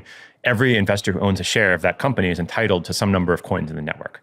And the most likely scenario is that when the network goes live or shortly thereafter, call it a year or two after, we will dissolve the company, right? And just leave the network and just leave the coins. Like that's one relatively clean way to do it. And it's a little bit like, again, what Shapeshift is doing. That company is going to be completely dissolved. There's going to be no assets, zero assets left.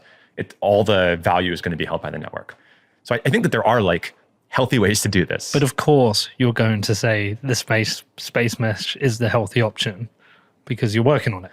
Sure, no, I mean, I recognize my biases, and this is an experiment. We haven't done this yet. I feel like other projects probably have done some version of this. But I still feel like the whole thing is fundamentally dishonest. I think Web3 is a marketing term to sell the idea that we live in a world of tokens.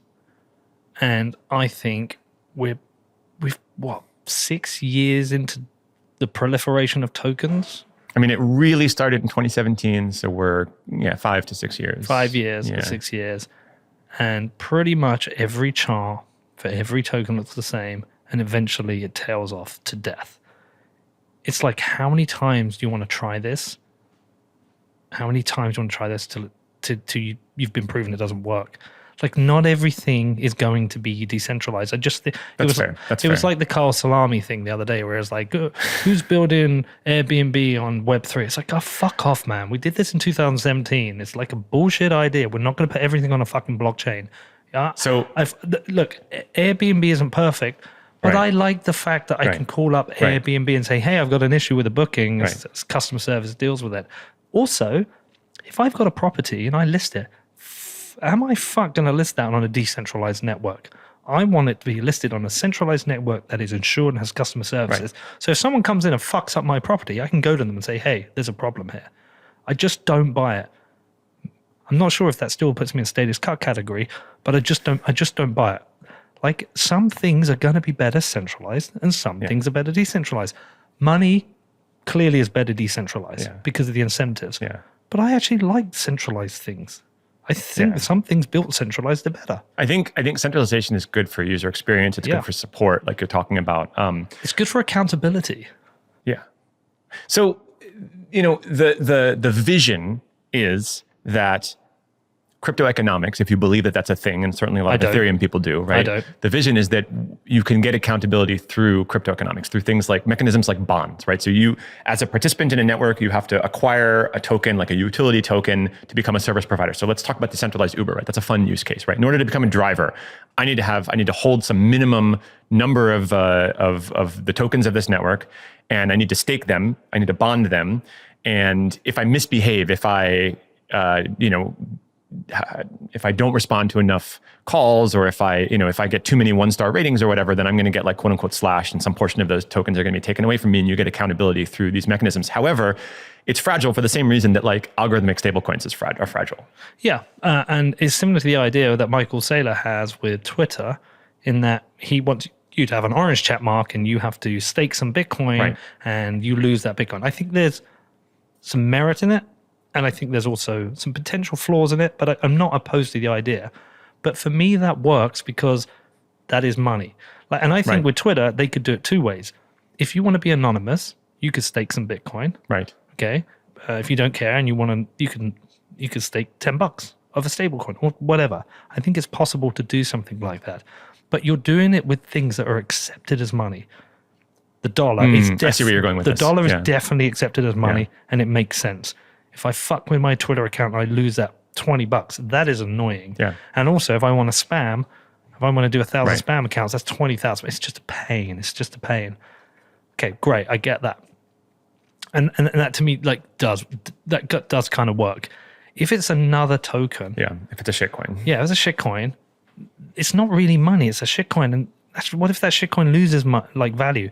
What can I buy? A load more shitcoins, and then suddenly start attacking that network, and then suddenly it's like, well, let's look at a normal day, okay, or a normal trip like this. I have to get to the airport, so I need an Uber. So I go on decentralized Uber. So I've got my Uber shitcoin, and then I have to get on my flight. So decentralized British Airways. Now my British Airways coin. Shittish Airways.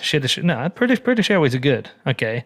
And then I get to New York and I've got to get to my Airbnb and I've got my decentralized Airbnb. And it's like, how many fucking shit coins have I got here? Yeah. How many different things? Well, this is not very different than the way things work today, like needing different currencies in different places. And, the stupid cards you need. I needed one. Actually, the London Metro is a good example because you can actually tap any credit card on the London Metro to pay. They just introduced that here in New York, last year.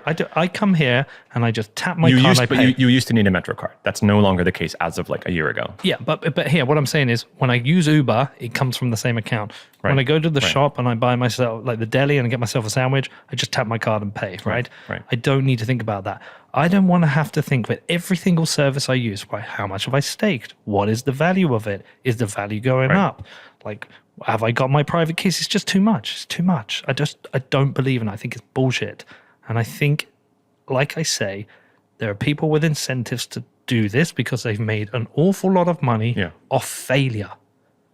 They've made a shitload of money off failure because they've got exit liquidity for something that hasn't had product market fit.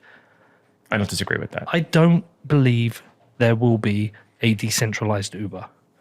I just don't see it coming. And maybe I'm just like a luddard or what. But I just think we went through this in 2017 and it didn't happen. And we seem to be going through it now, and we've replaced IPO with Web3. That's ICO with Web3. And I think these people have incentives, and I think they're full of shit. And if you can do it, go and build it. Why do you need a fucking token? Well, I know why they want a token. There's one obvious reason and one less obvious reason, right? So the less obvious reason is things like monetary policy. If you want to have any control over minting and burning, minting in particular, you have to have your own token to do that. You can't do that you can't mint Bitcoin or ETH, right? But why do you need to mint a token? Certain crypto economic mechanisms might require you to be able to, dynamically to have monetary policy control, right? So to increase or decrease the token supply, things like that. But why do you macroeconomics? Why can't you build the same decentralized thing but just use Bitcoin? I think in nine times out of 10, you probably could just use Bitcoin, to be completely honest. But I think to say that there's no need for any token in any case whatsoever is disingenuous, because there are legitimate cases where you need either at the beginning, right? In the case of spinning up a decentralized shapeshift, to use that as an example, or a DAO or something, you need to be able to mint tokens and hand them to certain people, right? Or maybe even have a more active monetary policy over the long run. But are you minting tokens or are you minting pseudo-equity? Because if you're minting pseudo-equity, that makes sense. But let's not call it a token. Let's just call it a share, because we know what a share is. Right. And it's a share of something that you can sell. So are you minting tokens with a monetary policy, or you're minting a share? It's a gray area, right? And this is where things get complicated because people benefit from gray areas. Because when you call, sure. When you call something a share, which implies equity, right? That has a whole bundle of things that goes along with it. So shareholder rights, fiduciary duty on the part of the principals. You have the principal agent problem. You have all this kind of typical corporate governance stuff. You don't have any of that with tokens, and that's one of the problems, right? And as an investor, when you buy tokens, if you read the fine print, truly, it says things along these lines. It says you have no rights whatsoever. You have no shareholder rights. You have no governance rights, no voting rights. So it's kind of the perfect instrument for the issuer. It's shit as the holder of the token. Yeah, I think people like the tokens because they want to circumvent regulation. Sure. And they want to circumvent product market fit, and they've seen a market where they get in super early. Like, do you know what? I actually preferred ICOs from what is happening right now, because at least when it was ICOs, it was like, and by the way, I think ICOs are bullshit because there were loads of terrible projects, but the structure-wise, at least with an ICO, it was more honest, right? Well, it opened up and everyone could send some Yeah, Bitcoin yeah, or some yeah. ETH, and they would get some tokens Yeah. from the very, very start. Yeah. What's now happened is all these massive funds. To be fair, I don't think it was from the very start when it was ICOs. There was always like pre-rounds. Not before always. that. No, definitely not always. I know. I mean, Ethereum, to pick the most obvious one, didn't have a Yeah, free Ethereum round. didn't. I mean, I remember myself when I was a shitcoiner, I got into some at the very start. It did come in, Yeah. and now it like. But largely that was a response to the perception of to the reality or the perception of regulation and saying, well, okay, actually we need to only sell to accredited investors. But this is the flip side, is how disgustingly awful the quote unquote investor protections are. My 10-second story here is I was an advisor to an investment fund, I don't know, 5 years ago or something, briefly. And I could not own shares in this fund that I was advising because I was not an accredited investor at that time. And we jumped through every hoop. We stretched, bent over backwards and talked to lawyers in multiple jurisdictions, tried to get very creative and said, look, you're an advisor for the bloody fund. Like, you should own a share of this fund. And they couldn't find a way to legally do it. Yeah, because of these to protect me from myself. Yeah, and investor protection rules are dumb. Again, Yes. they give advantage to the rich, and it's bullshit. But In the name of protecting the poor. these tokens have essentially come up with a way of circumventing that Right. without solving the problem. That's what it is. They've circumvented it without solving the problem. You still own no equity. You own a token that will have some kind of bull market, and then will have some kind of crash, and most people will lose money. It's an interesting question. So you asked a little bit ago how many tokens or coins have sort of over the long term like maintained value or been value accretive, and the short answer is we really don't know because it's too soon. I mean, as we said, it's only been 5 years. There's two. I think, But this is an empirical question. You could actually look, and I don't know offhand, like how many, for example, from that crop of 2017 ICOs, there were thousands of them. Yeah. How many of them are still worth a meaningful amount of money? I'm sure the number is greater than zero, but it's very low. I mean, I'm not a fan of Ethereum, but I'm honest enough to say it seems to have created and maintained a community that has grown from cycle to cycle and is doing a thing. I don't like it. I wouldn't invest in it. I wouldn't buy it. I don't use it. But it has. It's survived. And do I think it'll be here in 4 years? Probably. Do I think ultimately, does it have a long-term purpose? No, I don't. But it does. It has done that, and like Bitcoin has. But so much shit hasn't. But then there's other stuff. Maybe if someone spun up the Cardano chart and say, "Oh, the Cardano has," but what actual value has it delivered? Like literally, fuck all. Like nothing. They've produced some good research papers, to be completely fair. Didn't they do some didn't they sell some like bullshit to Ethiopia or something? Oh, the dot. Yeah, I don't know. But what I'm saying Ethiopia's is, got the .eth top level domain. Never mind. out of the .com bust, we got Amazon, we got Google, Yeah. we got Facebook. Yeah. We Uber. like we got all of the no, but even from the time when Actually, it Uber's crashed. young. I'm wrong, by the way. Uber's much younger than that. Yeah, Uber came after the Yeah, crash. I'm saying there was stuff pre-crash that Yeah. stayed. A lot of stuff stayed, and probably a lot of smaller stuff was created. And companies got online. And if you were a mum and dad like retail business, you could spin up an e-commerce shop. All this other stuff that came out of it. But you know what we got from 2017? We got stablecoins. We got lending protocols that I think. Fair. So this is one of the answers to the question. This is more like 2018. This is kind of from that bear market, right? Yeah, Compound and Aave and some of these projects, they're relatively simple. They work pretty well. There's some value in them. They've maintained some network value. But I mean, I would struggle to come up with other examples. Yeah. We've got Uniswap. Uniswap is But I could a legit spin it a project. different way and say, actually, we have got all this other stuff. What have we got out? What was all all the crypto market went up and crashed down, and I can give you a reason of all this other stuff we got, like out of the .com bust. We got ability for people to be able to transact globally Right. with Satoshis. Right. Okay. We got That's the huge. ability for people to be able to send donations to people who are activists in difficult locations, Belarus, Nigeria, wherever, to send money in. We got the ability for people to send money permissionally across borders. We've got this entire network of shit that's been built on the back of Bitcoin. And even though I don't like it, I accept there's some arguments and similarly for ETH. But Bitcoin, we've got this whole network that's growing of commerce, value transfer, and it's brilliant. Yeah, and you're right. A lot of this, like Lightning Labs, a lot of these folks that was getting off the ground in 2017 was built during the same bear market of 2018, 2019. Really, began taking off 2019, 2020. You and I have both seen, that work really brilliantly in El Salvador. We've got a country that has now a decentralized currency, which is now a legitimate currency within this country. When do you think we'll see the next one?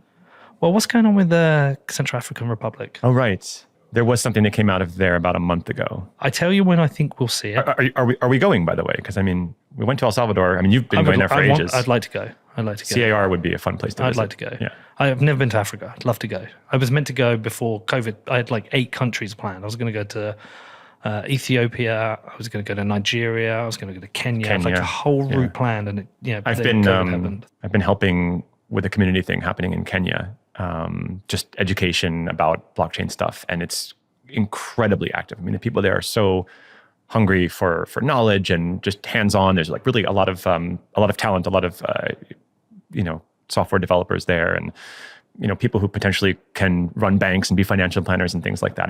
Kenya, Nigeria, a lot of the places you mentioned, Rwanda, right, are relatively accessible because they're Anglophone countries. There's also a lot of potential in like Francophone West Africa.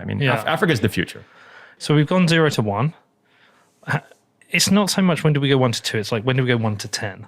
And I think in my head, what's going to happen is a lot of people are, remember, if you're in the rabbit hole, you're looking at El Salvador and you're going, fucking smart. They've got in early, they're stacking, the price has dropped, they're building out the infrastructure. They're ready. They're getting ready for when everyone else comes on. But if you're not down the rabbit hole, you're looking and going, what the fuck's that country doing? Like, what, they've spent all that money on Bitcoin. They've lost money on that like weird internet They're like currency. Hurting their relationship with the IMF and other international institutions. Okay, say in the next 2 years we have another bull run. Say Bitcoin does another 5x. Okay. So we're over 100K. You're over 100K, maybe 150, 200K. Yeah. Suddenly, all that money Bukele put into Bitcoin has boomed. They are the smart guys. They've got people come to the country. They've got infrastructure built out. It's like, holy shit, they're ahead of us. Other countries are going, why the fuck didn't we do it? Right, we need to get in now. And I think that's what will drive it. I think if you get a genuine success story behind El Salvador, but I think it takes time. To be fair, there's also a lot of other variables at play in El Salvador. As you're very aware, El Salvador is struggling with resurgence of violence and some oppression and some crackdowns and a lot of people being thrown in jail who maybe don't belong there. And it's a lot of variables. Bitcoin is one of them. Yeah, and also it is a country that doesn't have a sovereign currency. But so it's funny, you said 0 to 1 versus 1 to 10. In some senses, 0 to 1 is not that interesting because it can be a fluke, and 1 to 2 can be a fluke, and 2 to 3 can be a fluke. But by the time you get to 10, there's roughly 200 countries in the world, right? So now you're at 5% of the world. At some point, it stops becoming a fluke. I would put a different argument as well. It's kind of like, all right, it's legal tender in El Salvador. It's not legal tender in the US, but like it's mainstream in the US. It like fucking exists. Like people. Well, this is the ironic thing. There's without a doubt more people here who have Bitcoin than in El Salvador, and maybe even more people like using it on a day-to-day basis, just by virtue of the fact that it's a much bigger country and a much wealthier country. Yeah, I don't think legal tender is so important. Right. I think removing capital gains tax is what's important. I think if you can treat it like money and remove capital gains tax. I think in Germany, if you've held it for like a year, you don't pay any. It's pretty absurd, right? The idea that I buy a cup of coffee with Bitcoin and that's a taxable transaction, it doesn't make sense, and it's also just almost impossible to account for. Yeah, so I just think if you can get better regulation around taxation, I think it makes it better. How long we got to the next one? 2 hours. All right, cool. Well, 4-hour show. It's going to happen one of these days. What's the longest you've done, actually? I've done 3 hours. 3. Yeah. Because you and I, we got to 2.5, I think, maybe the first one. One of the ones we did was pretty long. Yeah, I think the sweet spot's 90 minutes. Yeah, I think the sweet spot's 90 minutes. I think you get up to 2 hours. You're like, I would rather people listen to 2 episodes of 90 minutes than like 1 episode of 3 hours. Yeah, and there's a lot of content out there with Bitcoin. Like when I choose to listen to Rogan, what's the competitor set? Yeah. It's like, it's all content. And I just listen to it because I like it. Same with, if I want to watch something on Netflix. But with Bitcoin content, it's like, here's my podcast feed. Here's all the shows I can listen to. they just you jump between them. So I think, but most of them are garbage. I mean, and I'm not just saying this to you as a friend, like legitimately as someone who consumes an enormous amount of podcast content. I'm always looking for new stuff. People always ask me for recommendations for just crypto content, and it's tough, man. There's not much good content out there on podcasts, like reliably good. Yeah, I mean, Pomp is just garbage. Second biggest Bitcoin podcast, right? I mean, I don't know. I don't look down.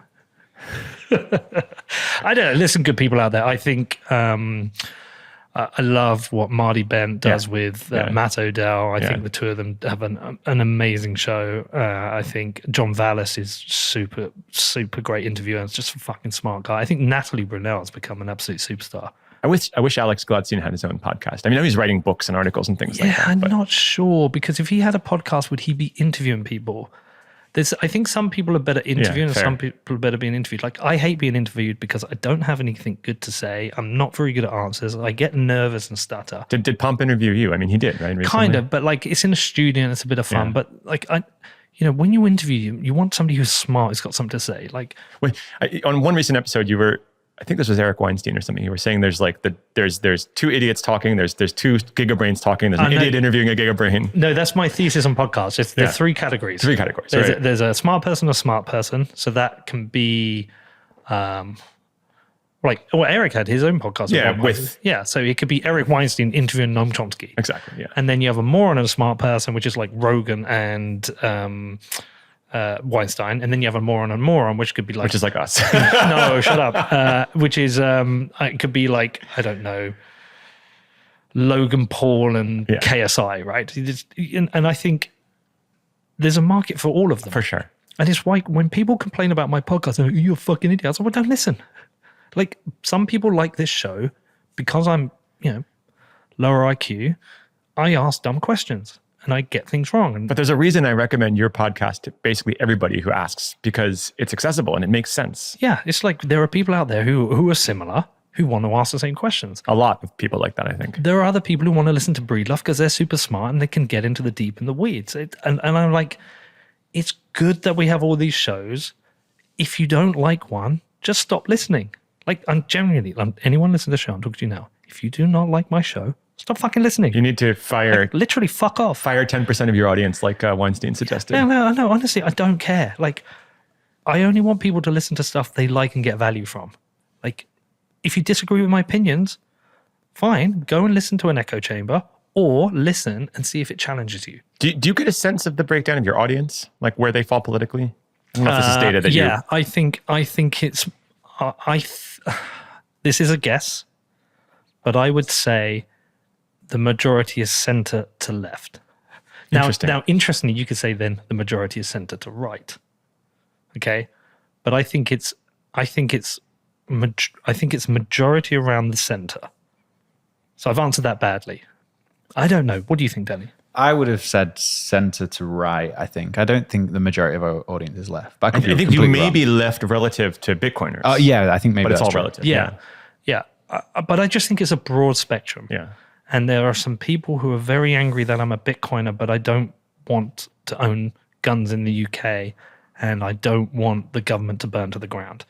They tell me all the time, how can you be in Bitcoin if you're a statist? Like, the same way that Alex Gladstein or I or you, I think we all have this particular political stance in common, right? Well, because Bitcoin to me isn't about destruction of the state. Right. Bitcoin to me is about having an asset that circumvents the state or makes the state better or makes the state smaller. It's a check on the state. Really. Yeah, it's a check on the state. Yeah.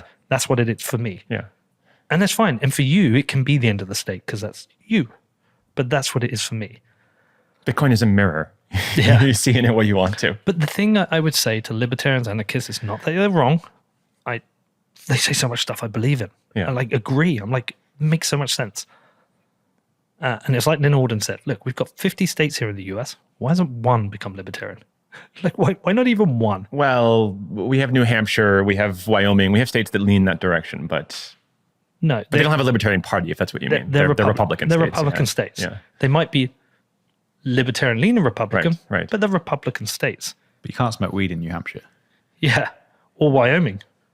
You can't cross from Colorado into Wyoming with weed. That's not very libertarian. I think it's legal here now. But quite recently. Do they have Social Security in New Hampshire? And But that's a federal thing. Yeah, but so the decision isn't made. Okay, what social things exist at a state level? It's quite complicated here. So Public schools? So healthcare can be at the state level, right? So they're state-run exchanges. So a state could theoretically choose not to have a state-run exchange or something. I think in that case, the federal government would step in and do it. What about public schools? Okay. Schools are state level. But again, I think that the federal system here is quite complicated. I think in theory, if a state were to say something like, we're not going to have any public schools, I think what would happen, first of all, I don't think it would happen for various reasons. Yeah. For example, the federal government has people aren't aware of this. Let me give you a simpler example. The drinking age is 21 in every state, right? Which it's pretty high.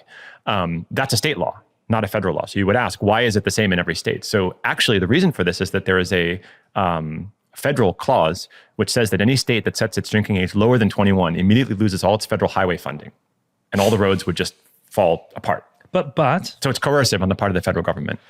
Sure, well, maybe they can fund their highways locally. Maybe. I mean, libertarians don't worry about the roads, do they? Well, they believe the roads should be private. I mean, sure. Yeah, theoretically, yes, you could. Yes. Libertarians believe their way is right and it's correct. And I'm with them. But the world is a battle place of ideas. Yeah.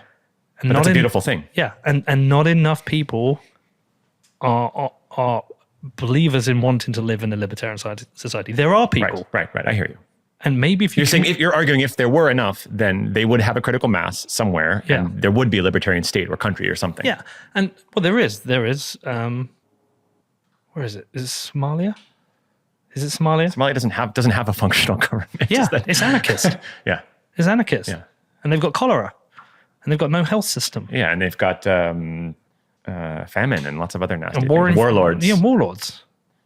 Now, I'm sure there's going to be libertarians losing their shit listening, you fucking bullshit, Pete. You don't understand libertarianism. My point being, it just hasn't happened. That's not to say it won't. But it's an interesting thought experiment to ask, what would it take legitimately for a U.S. state or an island or something to become libertarian? And actually, there have been a number of examples of these, like crypto bros and DAO people buying islands, private islands. And no, what it requires is the accumulation of power, which contradicts the ideas of libertarianism. It requires the accumulation of power. So this is why there are libertarians, there are libertarian parties, and then some people disagree with that because they don't think libertarians should be involved in politics. But I actually like that idea. I wish the third party in the UK wasn't the Lib Dems. I wish it was a libertarian party who had policies for, say, reducing the size of government. And I wish you would have some kind of proportional representation in government where those people were the check on the government that could say, look, stop creating new fucking departments, stop employing people, stop spending money on this.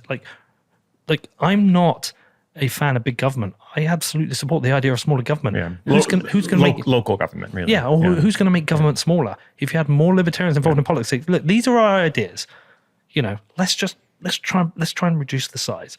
I fucking support that. This is what the Republican Party here used to stand for. I mean, a lot of this, the small government piece. Yeah, and the Republican Party under Trump implemented one of the biggest socialist policies in the history of the USA with stimulus checks. And grew and spent even more than the Democrats did. Exactly. Yeah. So, I don't even know how we got here, but the point being is we're in a better place of ideas.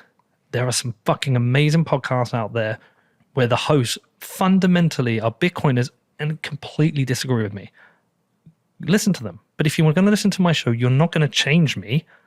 I'm a European. I'm from the UK. We just think differently. We speak the same language. Do you identify as European? It's interesting because not everyone, I think, from places like the UK do. I just think maybe some Americans can't find the UK on a map. No, to American, I get it. Americans think naively the UK is Europe, but I know it's not so simple to British people. But no, I identify as an English person, which is part of the United Kingdom, it's complicated. Which is part of Europe. It's like going to Scotland and talking about how great Britain is, though you'll get slapped in the face or something, right? Well, the United States is a group of states that align on some things and don't align on other things. Europe is a group of states, countries that align on some things and don't align on other things. But collectively across Europe, we're very similar across most of Europe in a number of ways. Health policy and gun policy. Yes, you can have guns in Austria, I think, or Switzerland or something. But generally speaking, we're quite similar. And generally speaking across the So you're saying there's a shared European identity? Because I'm not sure everyone agrees with that. Maybe Brexit voters don't. On certain issues. Yeah. I think on healthcare, yes, there is a similar, and I think on, say, gun policy, similar. And I'm just picking That's the big true. things in the Yeah. big things in the US. I think on abortion, very similar. Okay, and what I'm trying to say is like, there's hundreds of millions of people there who think a certain way, and in the US, there's hundreds of millions of people who think a certain way. You have to kind of accept we're just different. I didn't come to get a massive audience in the US. I just created a podcast, and it happens. Your audience is largely US based. Yeah, right? and it did, but I'm not going to change who I am just to cater for the audience. I wish I was winding this up better.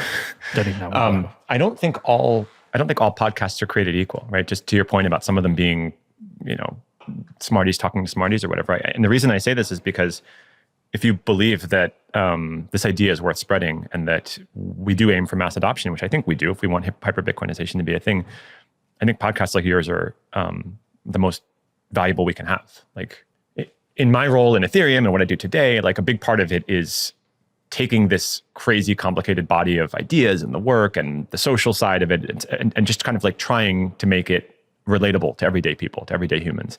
And it's a huge project. And I think we need a lot more of that. And I think that I think your show does a good job of that. Well, so what I would say to people is Bitcoin is a protocol for sending value from one place to another. Yeah. Trustlessly, permissionlessly. That's what it is. Take a look at it and just take from it what you want. And build. I mean, that's the most important thing we can be doing. Hodl, biddle, make your vision a reality. If you It's a canvas. Yeah, if you want to build a social project and you want to give out sats and you want to support communities, cool. Like just find what it does for you and want to do with it. Like I think everyone can find value in Bitcoin and they should, but stop like making it part of the culture war. That's fucking dumb. Like that to me, that's actually anti-Bitcoin. Yeah. Like you're making it part of the culture war. You're making it something to be divisive and shout about. Bitcoin is not a thing for the right or for the left. Bitcoin is a thing for all humans. Yeah, absolutely everyone. And just go and figure it out. I think that's a pretty good note to end on. Dude, love talking to you, Lane. This has been great. You're my favorite shitcoiner. I think you said that. I think you said the same thing at the end of the last one. Did I? Do you want to go get some Brooklyn pizza? It's a bit early for pizza. What's the time? Listen, look, congratulations on having a baby. That's Thank you. amazing news. I'm very happy for you. The best way to create a new Bitcoiner is to give birth to a new Bitcoiner. You right? minted a Bitcoiner. We won't be able to do it this trip, but next trip I should meet the little fella. Let's do it. But good luck with it, and all the best to your. You're not married, are you? I am. Yeah. All the best to your wife. Thank you. And peace Good out, luck brother. to you. Good luck to you, the show, and the football club, and Everything else. everything else. Always a pleasure. Thanks for having me. Thank you, man. Thank you.